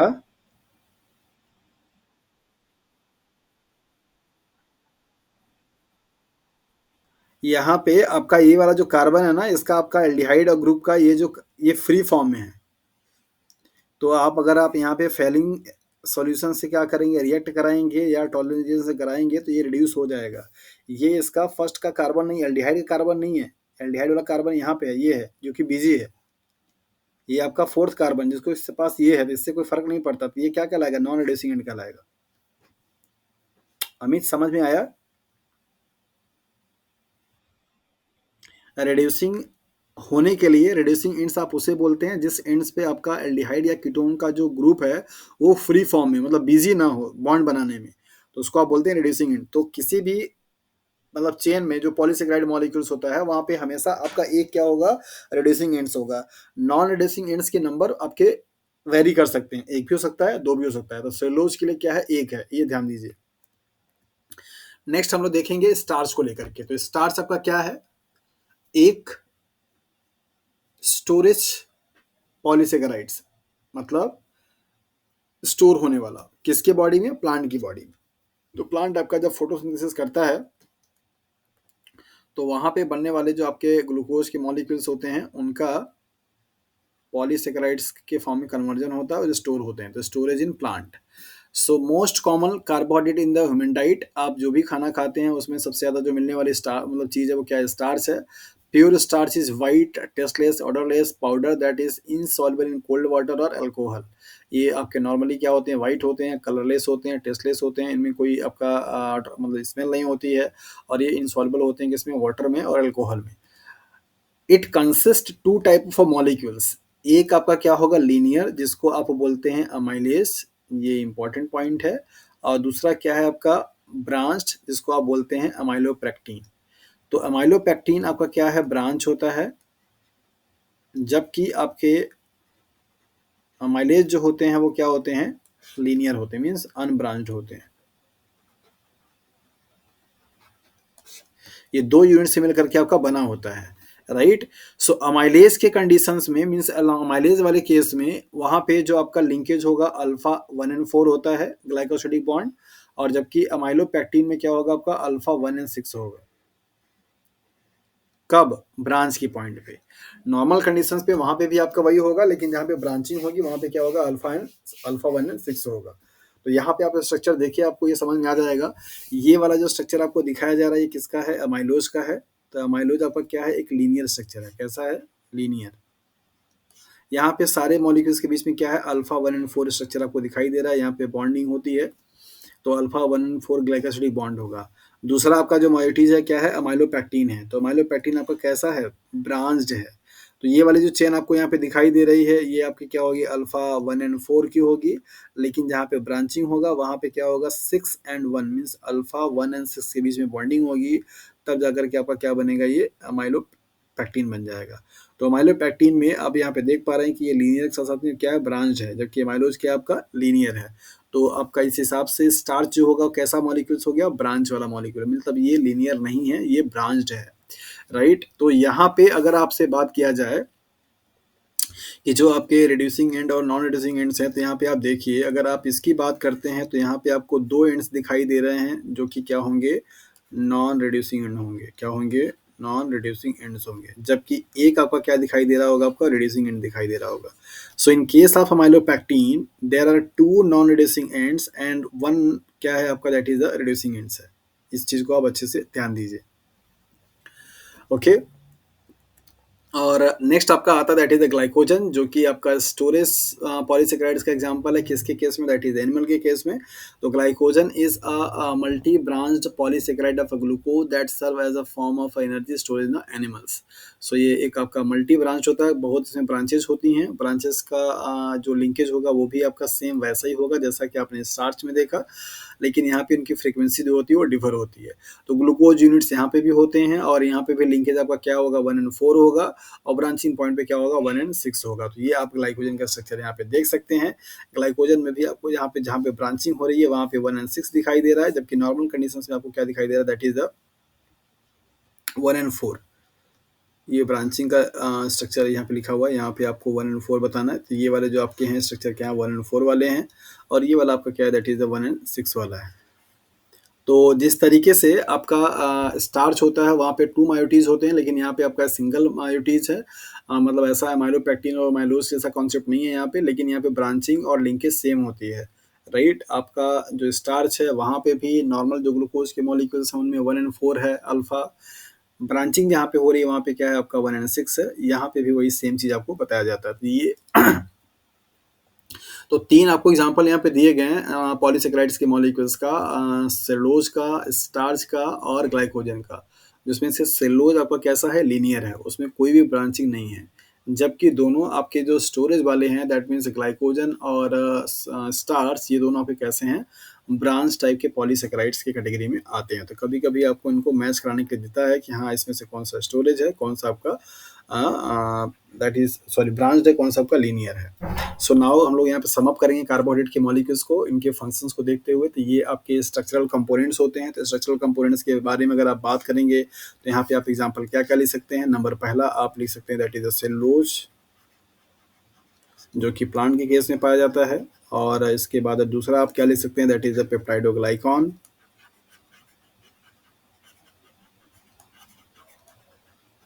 जो कि बैक्टीरिया केस में पाया जाता है। तीसरा आप लिख सकते हैं यहाँ पे काइटिन, जो कि फंगस में पाया जाता है। और बाकी एनिमल सेल्स के एनिमल कैटेगरी में आपके जो आर्थ्रोपोड्स होते हैं वहाँ पे भी पाया जाता है, क्रस्टेशियंस में, राइट। तो ये स्ट्रक्चरल के कंपोनेंट होते हैं, इस मतलब सेल वॉल का कंपोनेंट बनाते हैं। ये 3 एग्जांपल मैंने आपको यहाँ पे दे दिया। नेक्स्ट आपका है स्टोरेज। तो स्टोरेज की अगर आप बात करेंगे तो यहाँ पे आप देख सकते हैं नंबर पहला दैट इज द स्टार्च के फॉर्म में, जो कि आपका कहाँ है? प्लांट के केस में पाया जाता है। नंबर दूसरा आपका यहाँ पे है ग्लाइकोजन, जो कि एनिमल सेल्स में पाया जाता है। इसके बाद नेक्स्ट आपका है दैट इज सिग्नलिंग मॉलिक्यूल्स, बहुत सारे कार्बोहाइड्रेट के मॉलिक्यूल्स ऐसे हैं जो कि सिग्नलिंग का क्या करते हैं, काम करते हैं। सिग्नलिंग का मतलब होता है सिग्नल देने के लिए, जो कि एक सेल्स से दूसरे सेल्स में जा करके कोई भी इन्फॉर्मेशन को कन्वे करने क्या करेंगे, काम करेंगे। नेक्स्ट आपका है एनर्जी प्रोड्यूसर्स, मीन्स ये एनर्जी के सोर्स होते हैं, करेंसी ऑफ एनर्जी के नाम से इनको जाना जाता है। और आप इनको सिग्नलिंग मॉलिक्यूल्स का एग्जांपल आप क्या दे सकते हैं, जैसे डैग मॉलिक्यूल्स, डाइएस्टरगील्डिहाइड, राइट? ये अगर आप पढ़ेंगे तो ये आपको सेल सिग्नलिंग में दिखाया जाता है कि ये डैग मॉलिक्यूल्स जो होते हैं एज अ कार्बोहाइड्रेट के मॉलिक्यूल हैं जो कि सिग्नलिंग का काम करते हैं। और एनर्जी प्रोड्यूसर्स, जैसा कि आप जानते हैं कि ये ग्लूकोज के जो मॉलिक्यूल्स होते हैं उनका मेन प्राइम जो ड्यूटी होती है वो क्या होती है, दैट इज एनर्जी को प्रोड्यूस करना।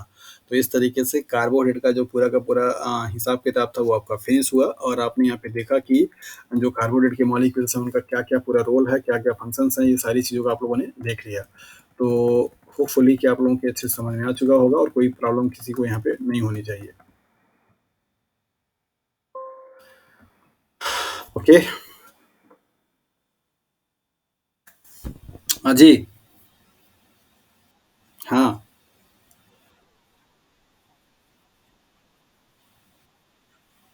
अच्छा। ठीक है।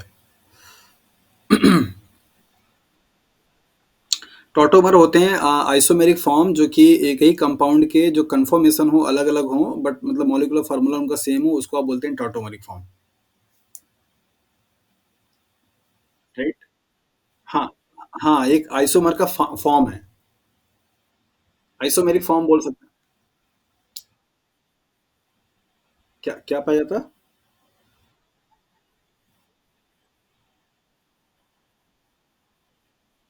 ये प्लांट की भी बॉडी में पाई जाती है, ऑर्गेनल सेल्स में भी पाया जाता है, बट इनकी संख्या बहुत कम होती है।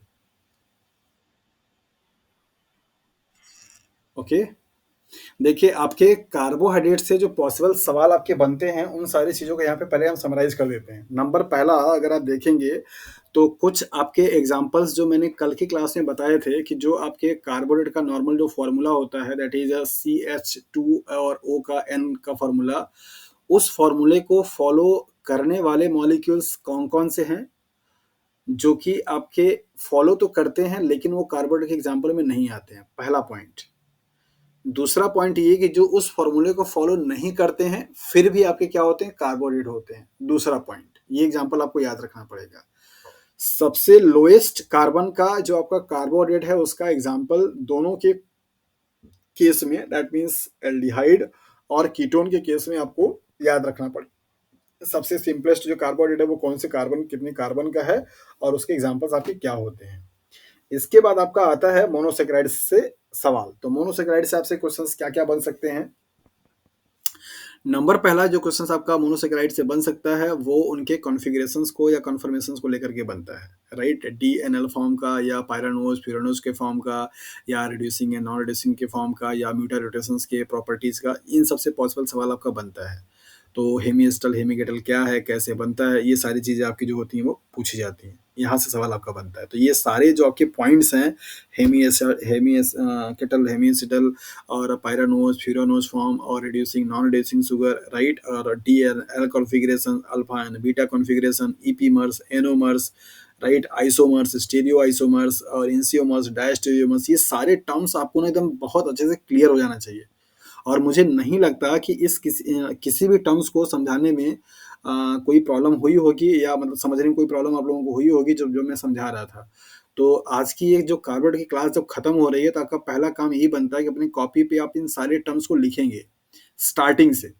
म्यूटा रोटेशन लिखेंगे, एनोमर्स लिखेंगे, ईपीमर्स लिखेंगे, स्टीरियो आइसोमर्स लिखेंगे, डायस्टेरियोमर्स लिखेंगे, एनेंशियोमर्स लिखेंगे, ऑप्टिकली एक्टिव कंपाउंड्स लिखेंगे, म्यूटा रोटेशंस का लिखेंगे, इन्वर्ट शुगर क्यों बोलते हैं ये लिखेंगे, ये सारी चीज़ें आप लिखेंगे पूरा का पूरा।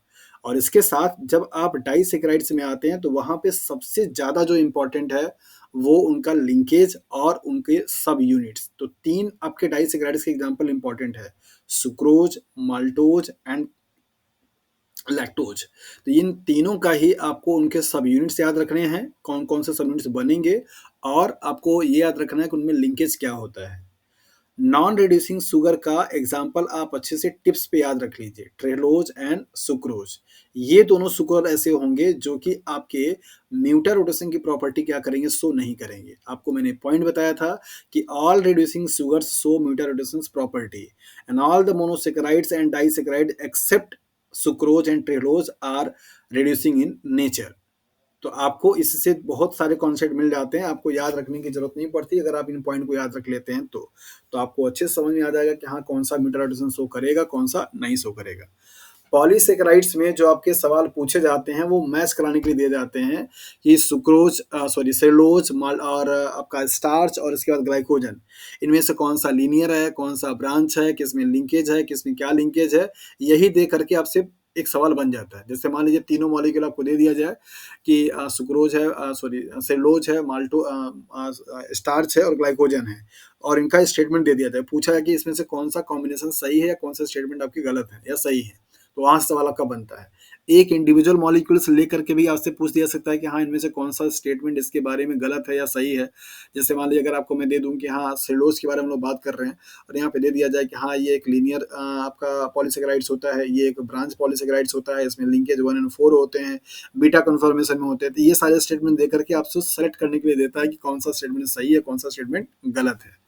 तो कार्बोहाइड्रेट के मॉलिक्यूल से बड़ा ही ट्रिकी टाइप का सवाल आता है जो कि मेमोरी बेस्ड होती है, तो आप इनको अच्छे तरीके से ध्यान रखिएगा कि किस तरीके से आप इनको उनका लॉजिक लगा करके बताएंगे। याद करने वाली जो चीज़ें हैं वो मैंने आपको यहाँ पे समराइज कर दिया कि आप किन किन चीज़ों को क्या करेंगे, याद रखेंगे। और इन सारे टर्म्स को आप अच्छे से अपनी कॉपी पर नोट करिए और उनको अपने से डिफाइन करके देखिए कि आपको कितना ईजी हो रहा है उन चीज़ों को समझने और डिफाइन करने में, कि एनोमर्स कब बोलेंगे, ईपीमर्स कब बोलेंगे, इनेंशियोमर्स कब बोलेंगे, राइट, डायस्टोरियोमर्स कब बोलेंगे, स्टेरियोआइसोमर्स कैसे हम निकालते हैं, म्यूटा रोटेशन की प्रॉपर्टी क्या होती है। ये सारी जो चीज़ें हैं ना अपने आप से सवाल आप करिए देखिए, और उसके बाद आप देखिए कि सीएसआईआर में जो क्वेश्चंस आए हुए हैं क्या आप कार्बोहाइड्रेट से आप क्वेश्चंस को समझा पा रहे हैं या क्वेश्चंस को आप लगा पा रहे हैं। तो शायद शायद थोड़ा सा आपको कॉन्फिडेंस में बिल्डअप हो पाएगा कि हाँ हम ये अब ये क्वेश्चन हम सॉल्व कर ले पा रहे हैं, राइट। तो ये थोड़ा सा काम आप लोगों का भी बढ़ता है, बनता है कि आप उसके बाद ये वाला काम करेंगे। चलिए एक क्वेश्चंस मैं आप लोगों से पूछ रहा हूँ यहाँ पे, जरा आप लोग बताने, सब लोगों का आवाज़ सुनाई दे रहा है? मैं स्क्रीन पर आ जाता हूँ और आप लोगों को यहाँ पे जो क्वेश्चंस हैं उसको लिखता हूँ, तो देखें आप लोगों को किस तरीके से सुनाई दे रहा है, मतलब समझ में आ रहा है ये सारी चीज़ें। अभी जस्ट इसको पढ़ाया हूँ तो यही वाले स्क्रीन पर आ जाते हैं ताकि आपको वो चीज़ें थोड़ी सी रिकॉल भी हो जाए।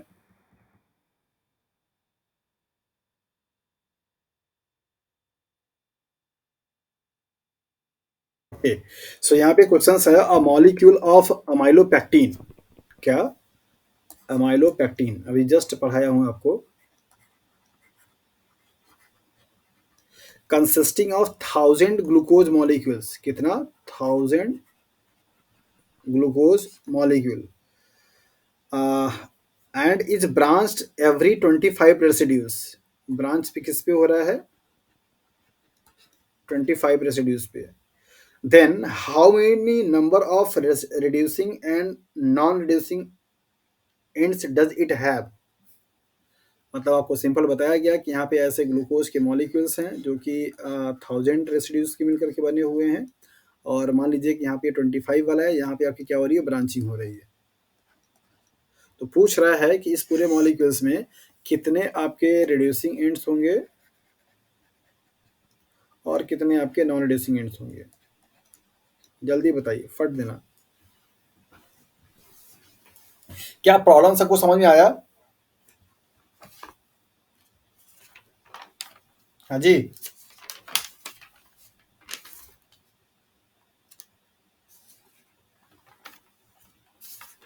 कोई कुछ बोल क्यों नहीं रहा, मेरी मैं आउट वो हो गया हूँ क्या, ऑफलाइन हो गया हूँ क्या?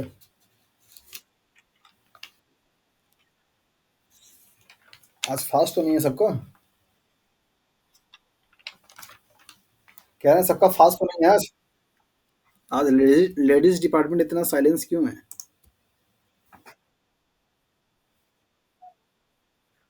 हे भगवान तब तो बड़ी, अच्छा ओके।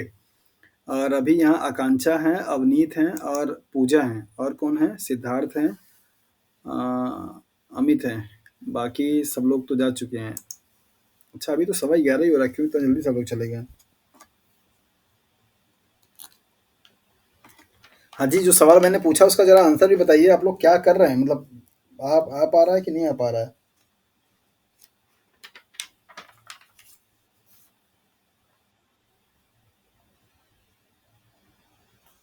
बताइए भाई।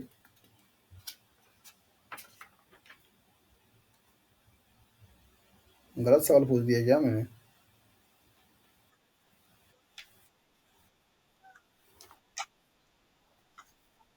अरे तो बताओ कि भैया, तब तो पता चलेगा कि कॉन्फिडेंस है कि नहीं है, मतलब सही है कि नहीं है। आप बताइए तो सही पहले। ऐसे कैसे?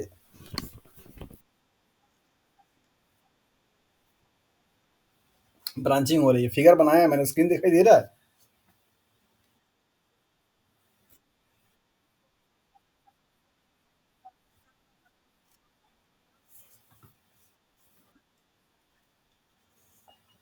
Very good. तब उससे क्या समझ में आया?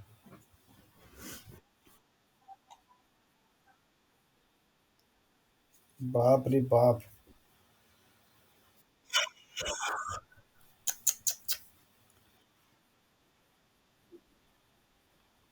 हाँ तो?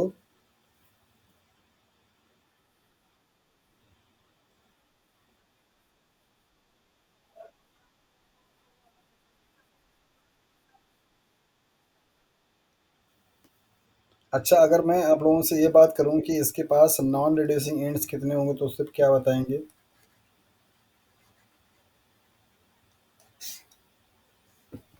या सिर्फ रिड्यूसिंग एंड की बात करूं तो कितना बताएंगे?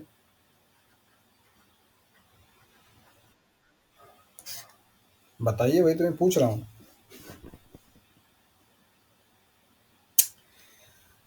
बाप रे बाप, इतना बड़ा मिस्टेक कैसे कर रहे हैं बच्चे यार ये। यही स्ट्रक्चर है आपका?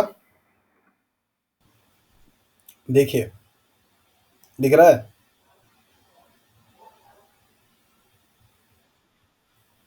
तो आप मुझे ज़रा ये बता दीजिए कि यहाँ पे जब आप इसको जो 1000 क्वेश्चंस दे करके और 25 पे जो आपको ये दे दिया, इससे आप इतना कंफ्यूज क्यों हो रहे हैं?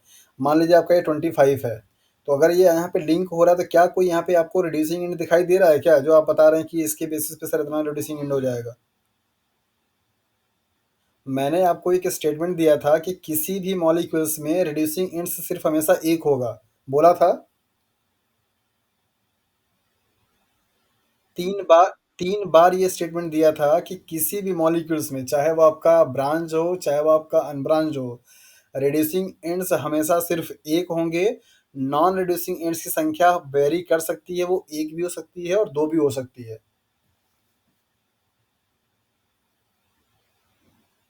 तो फिर ये कन्फ्यूजन क्यों हो रहा है? 25 को 1000 से डिवाइड क्यों किया जा रहा है, और क्यों नंबर ऑफ रिड्यूसिंग एंड्स इतने ज़्यादा आ रहे हैं, कैसे? अगर इतना क्लियरली बोल करके 3 से 4 बार उस पॉइंट को रिपीट करने के बावजूद भी इस तरीके से अगर कन्फ्यूजन होगा, वो भी आज के ही आज, फिर तो प्रॉब्लम है ना कहीं पे। फिर तो इसका मतलब कि क्लास आप लोग सही तरीके से ले नहीं रहे हैं। अगर मैंने इस पॉइंट को डिस्कस नहीं किया होता, देन मुझे लगता कि चलो अच्छा ठीक है, यहाँ पे कन्फ्यूजन क्रिएट हो सकती है, लेकिन मैं ये फिगर पढ़ाने के टाइम पे बार बार बता रहा था कि हाँ यहाँ पे ऐसा होगा, और यहाँ पे आपको कैसे निकालना होगा, कितने आपके रिड्यूसिंग इंड्स होते हैं, यहीं पे समझाया था। यहीं पे ये सारा फिगर बना करके आपको यही बता रहा था कि हमेशा इसमें रिड्यूसिंग एंड्स एक होंगे, यहाँ पे लिखा भी हूँ स्टार लगा करके। नॉन रिड्यूसिंग एंड्स की संख्या आपकी बढ़ सकती है, घट मतलब ज़्यादा हो सकता है, लेकिन रिड्यूसिंग एंड्स हमेशा आपकी एक होंगी, यही आपसे बोल रहा था बार बार। तो ब्रांचिंग होने से उसके रिड्यूसिंग एंड पे क्या फ़र्क पड़ेगा? क्योंकि ये जो अल्फ़ा, इसका ये वाला जो फंक्शनल ग्रुप है, ये तो यहाँ ब्रांच में लिंकेज में इन्वॉल्व हो जा रहा है ना। लिंकेज कैसा 1 एंड 6 है। पहले वाला कार्बन आपका इन्वॉल्व हो जा रहा है, जो कि आपका एल्डिहाइड ग्रुप कंटेन कर रहा है। तो जब आपका ये फ्री नहीं रहेगा तो वो रिड्यूसिंग एंड्स कैसे काम करेगा? बताइए।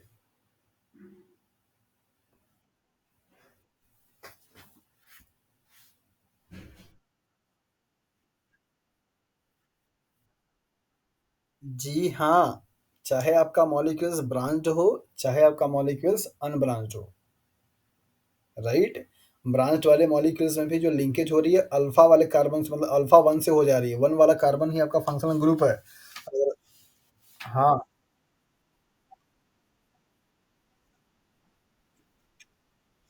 पूजा जी, ये ऐसे ही न्यूमेरिकल वैल्यू दे करके आपको दिमाग को डिस्ट्रैक्ट किया जाता है, राइट? ताकि ये समझ में आ पाए कि आप अपनी चीज़ों को लेकर के कितना कंठस्थ हैं। आपको 25 से क्या मतलब था, आपको 1000 से मतलब क्या था? जब आपको अभी जस्ट पढ़ाया गया कि हाँ, किसी भी लीनियर चेन में या किसी भी ब्रांच चेन में आपका जो रिड्यूसिंग एंड होगा वो हमेशा 1 होगा, तो क्या फ़र्क पड़ता है? चाहे वो आपके 2 शुगर हों, चाहे वो आपके थाउज़ेंड्स हों, लेकिन एंड्स तो लास्ट में जाकर के होगी ना। सबसे आखिरी वाला जो शुगर मॉलिक्यूल होगा वही तो फ्री होगा।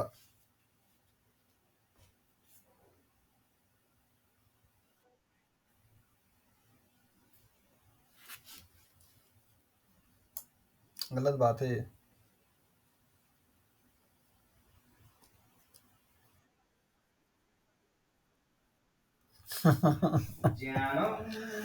चलिए ठीक है, फिर कोई नहीं। लेकिन आप लोगों को, सब लोगों के लिए एक ही सजेशंस है मेरा कि जो भी टॉपिक मैं यहाँ पे पढ़ाता हूँ, उन टॉपिक्स से आप लोग क्वेश्चंस को डेली प्लीज़ सॉल्व करते रहिए, जो भी आपके पास रिसोर्सेज हैं। और अगर आप लोग सॉल्व करते हुए नहीं दिखेंगे तो फिर वही ऑप्शन बचता है मेरे पास कि मैं आपको डेली बेसिस पे फिर क्वेश्चंस का पीडीएफ देना शुरू करूँ और पहले क्लास में पहले उसके बारे में डिस्कस करूँ कि हाँ, आप लोग सॉल्व किए हैं या नहीं किए हैं। तो थोड़े आप लोग मैच्योर टाइप के पर्सन हैं और आप सभी लोग अपनी अपनी चीज़ों को देख रहे हैं अच्छे तरीके से, तो अपनी रिस्पॉन्सिबिलिटी थोड़ा लीजिए। माना कि अभी नवरात्रि चल रहा है तो ऑलमोस्ट कई लोग अभी सब बिजी हैं, और ये 30 तारीख को नवरात्रि मेरे ख्याल से खत्म हो जाएगी, तो कल आप लोगों का फास्ट रहेगा या परसों फास्ट है?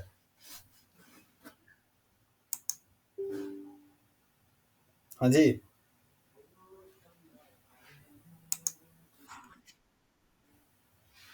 अच्छा, परसों तो नवरात्रि है ना? पूजा बताइए, आप फास्ट हैं? अच्छा, आप तो पूरे दिन फास्ट हैं।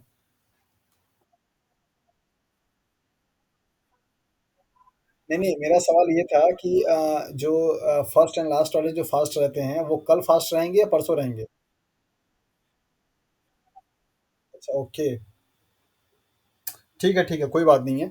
चलिए ओके, अभी आप लोगों ने देखा कार्बोहाइड्रेट के बारे में, नेक्स्ट जो आपका बायोमोलिक्यूल्स है, प्रोटीन्स है, तो क्या अभी हम लोग कंटिन्यू करें या फिर कल किया जाए, क्योंकि 11:30 बजने वाला है। आई थिंक कल आई थिंक कल करना चाहिए। लेकिन प्लीज़ आप सब लोगों से मेरा यही रिक्वेस्ट है, और चाहे सजेशन समझ लीजिए, मिनिमम 10 टू 15 क्वेश्चंस आप कार्बोहाइड्रेट के मॉलिक्यूल से सॉल्व करिए और देखिए कि आपके कहाँ कॉन्सेप्ट, क्योंकि देखिए, जब तक आप प्रॉब्लम को नहीं सॉल्व करेंगे ना, तब तक आपके जो कॉन्सेप्ट आपने जो रिसीव किया ना, उसमें क्लियरिटी नहीं आएगी। प्रॉब्लम सॉल्व करेंगे।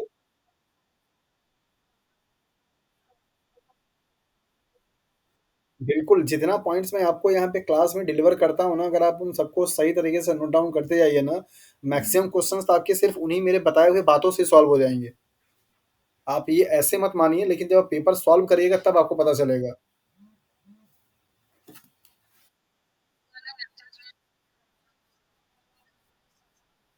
उसके पीछे रीज़न यही होता है कि मुझे ये, मतलब मैं सारे क्वेश्चंस को दिखा रहता हूँ कि कहाँ-कहाँ से किस-किस टॉपिक से आए हुए हैं।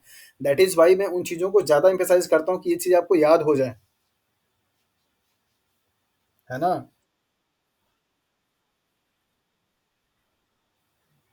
अरे यार, आपका क्वेश्चन तो मैंने देखा ही नहीं अमित भाई। क्या क्वेश्चन था वैसे?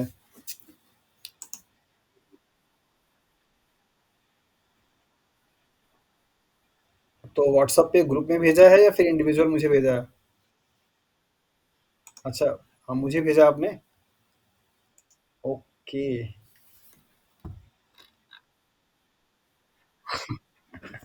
अच्छा, अच्छा, ओके, ओके, ओके।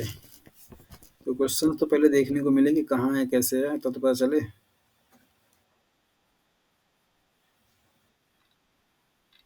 अच्छा ठीक है, तो मैं उस क्वेश्चंस को, क्या नाम है, अमित, मैं ग्रुप में ही भेज दूँगा।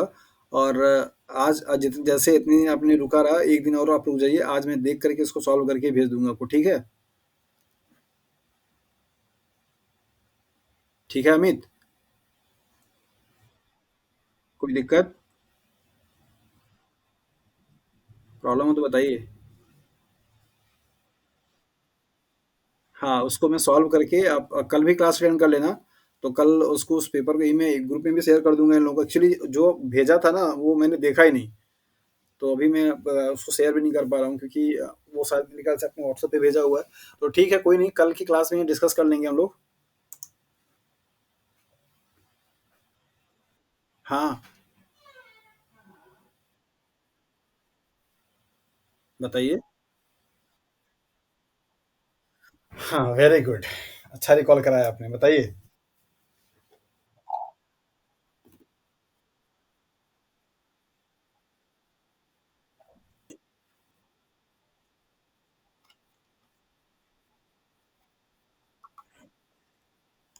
जी हाँ, एक चीज़ और अच्छे तरीके से आज आप जान लीजिए आप सब लोग, वाटर मॉलिक्यूल्स में कोई भी चीज़ सॉल्युबल क्यों होती है और कब होगी? ध्यान दीजिए। जो भी आपके वाटर मॉलिक्यूल्स होते हैं, इनका अपना आपस में क्या होता है, हाइड्रोजन बॉन्डिंग होती है। आपको पता होगा कि एक water molecule basically 4 hydrogen bond क्या करता है, बनाता है, मालूम है? नहीं नहीं मालूम? ये हाँ, ये भी आपके एग्ज़ाम्स में क्वेश्चंस बन चुके हैं। How many number of hydrogen bonds water molecule can form? तो आप यहाँ पे ध्यान दीजिए कि ये जो वो हम नहीं बना रहे हैं 4 वाला, हम किससे समझाना चाह रहे हैं आपको। ये जो हाइड्रोजन बॉन्ड यहाँ पे बना हुआ रहता है, राइट? इन दोनों मॉलिक्यूल्स के बीच में, जिससे कि आपस में क्या होते हैं, इंटरैक्ट होते हैं। जब कभी भी कोई दूसरा मॉलिक्यूल्स यहाँ पे आता है, इस वाटर मॉलिक्यूल में डिसॉल्व होने के लिए, तो यहाँ पे 2 चीज़ होती है। इस वाले मॉलिक्यूल्स के पास अगर वो एनर्जी हो जिसकी हेल्प से इन दोनों के बीच का जो इंटरेक्शन है उसको क्या करे, ब्रेक करे, और इस मॉलिक्यूल्स के बीच में इंटरेक्शन क्या हो, स्टैब्लिश हो जाए, तो वो बड़े आसानी से क्या होता है, सॉल्युबल हो जाता है। तो जब कभी भी कोई भी सॉल्यूट पार्टिकल्स वाटर में आप डिजोल्व करते हैं, तो वहाँ पे उसके बीच के जो हाइड्रोजन बॉन्ड होते हैं वो ब्रेकआउट होते हैं, और उनके बीच में हाइड्रोजन बॉन्ड क्या होता है, बनता है, हाइड्रोजन बॉन्ड बनता है, या फिर इंटरेक्शंस होते हैं, चाहे वो डाइपोल डाइपोल वाले हो जाएं या फिर हाइड्रोजन बॉन्ड हो जाए।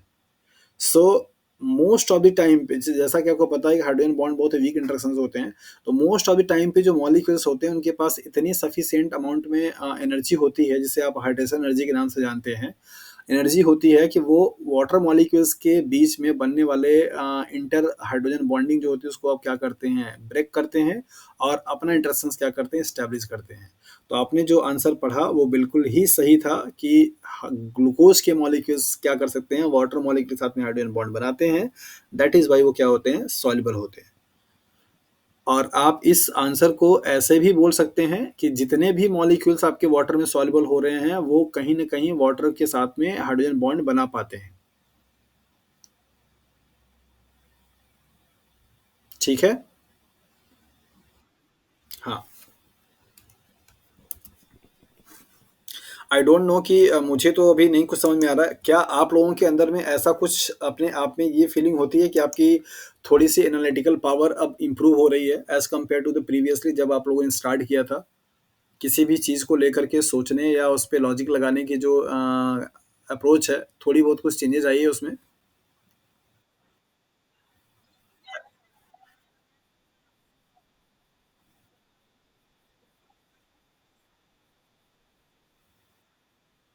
ओके, तो बेसिकली देखिए, पर्पस मेरा ये रहता है, जैसे कभी-कभी ऐसा लगता होगा आप लोगों को कि सर इसके टाइम ज़्यादा दे रहे हैं, शायद टाइम ज़्यादा लॉस हो जा रहा है।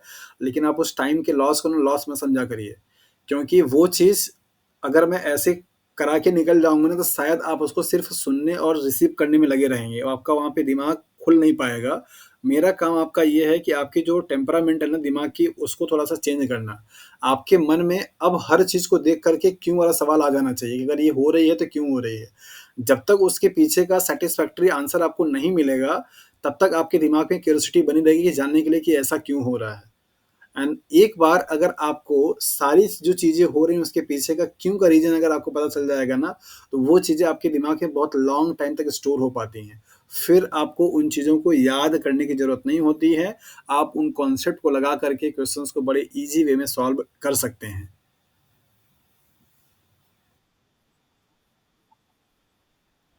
हाँ,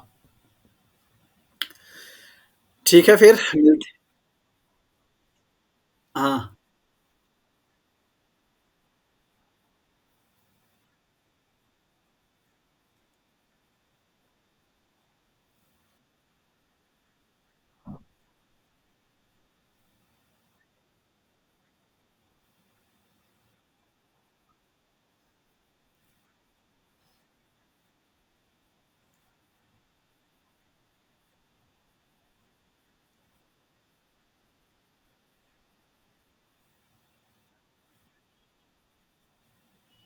बिल्कुल ये बात होती है। मोस्ट ऑफ द टाइम पे जो बच्चों का क्वेश्चन हाँ, हाँ, बिल्कुल ये बात मैं एप्रिशिएट करता हूँ कि जो क्वेश्चंस के फॉर्मेट होते हैं ना, जो टर्म्स होते हैं ना, वो बच्चों को समझ नहीं आता है। अगर उसी क्वेश्चंस को कोई नरेट कर दे तो शायद वो क्वेश्चंस आसानी से सॉल्व कर ले जाएँगे।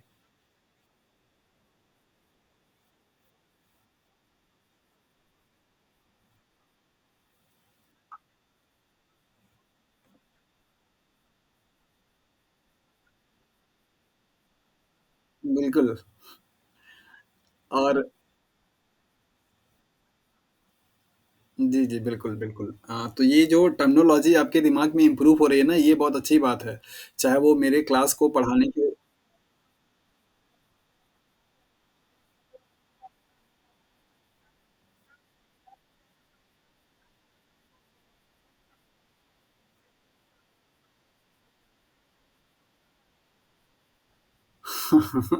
हाँ, बिल्कुल ये आपको काफ़ी काफ़ी हेल्प करेगा। हाँ,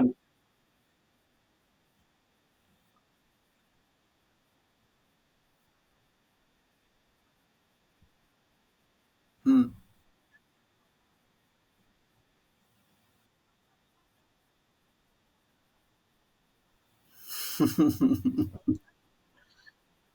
बिल्कुल, बिल्कुल। देखिए, वही होता है ना कि जब आपको चीज़ें बहुत क्रिस्टल क्लियर हो जाती है ना, तो आप उनको सही से अप्लाई कर पाते हैं कि कहाँ पे किसको अप्लाई करना है, कहाँ पे नहीं करना है। ऐसा नहीं कि आपने एसडीएस और नेटिव पेज के बारे में पहले पढ़ा नहीं होगा, लेकिन शायद हो सकता है कि उसको लेकर के इतनी जो क्लैरिटी है, वो पहले नहीं रही होगी। दैट इज़ व्हाई आप उसको सही तरीके से एग्ज़ीक्यूट नहीं कर पाते थे।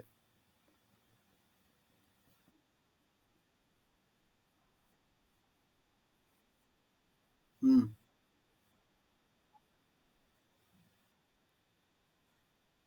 टाइम नहीं है अभी। टाइम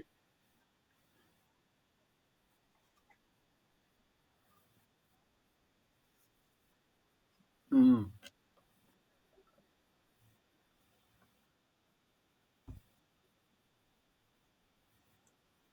इससे पहले आपने कहाँ से पढ़ा? मतलब कौन-सी क्लासेस से? हाँ, हाँ। अच्छा, अच्छा। ऑफ़लाइन क्लास थी? तो आपने ऑफ़लाइन क्लास लिया था? अच्छा। हुँ, हुँ। बिल्कुल।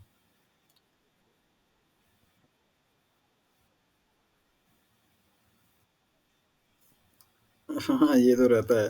ख़ैर ऑफ़लाइन क्लासेस का थोड़ा एक तो ऑफ़लाइन क्लासेस का एक फ़ायदा और हो जाता है, अगर ये चीज़ें मैं आप लोगों को अगर ऑफ़लाइन क्लास में पढ़ा रहा होता ना, तो शायद इसकी जो समझने की परसेंटेज है, ये अभी जो आप समझ पा रहे हैं, इसका मार मारने की ज़रूरत तो नहीं पड़ी, लेकिन हाँ, इतना ज़रूर है कि मेरे जो टर्म्स होते हैं ना यूज़ करने के लिए, उतना ही काफ़ी होता है। अगर कोई बंदा बहुत सिंसियर है ना, तो मेरी बातें बहुत टोन तो वो काफ़ी इफ़ेक्टिव होता है उनको अपने आप में शर्मिंदगी फ़ील कराने के लिए। मैंने आज तक अपनी 10 साल की टी 12 साल के टीचिंग एक्सपीरियंस में कभी किसी को फ़िज़िकली ऐसे मारा नहीं है। लेकिन मेरी जो बातें होती हैं ना, वो उनको बहुत ज़्यादा चोट कर जाती हैं कि अब तो सचमुच में पढ़ना ही पड़ेगा। हाँ, वो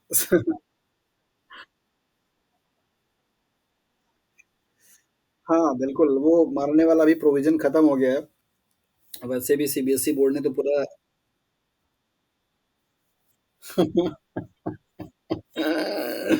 हाँ, वो तो वो तो है ही। अरे, बड़ा रहता है। अभी आज एक एमएससी का बच्चा आया था मेडिकल फाइल लेकर के, 2 च 3-4 बच्चे थे। मतलब 2 लड़कियाँ थी, 1 लड़का था।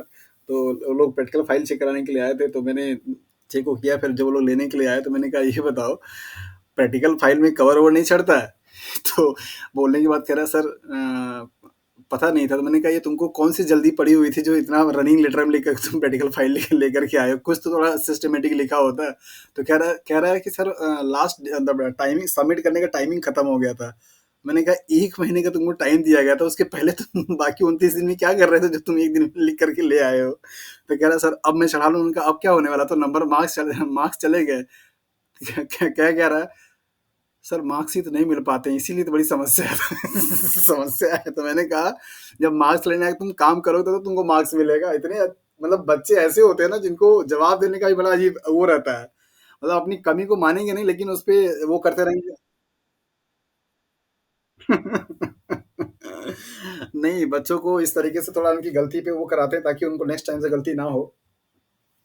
मार्क्स तो सभी को सही आते हैं, खराब नहीं जाते हैं।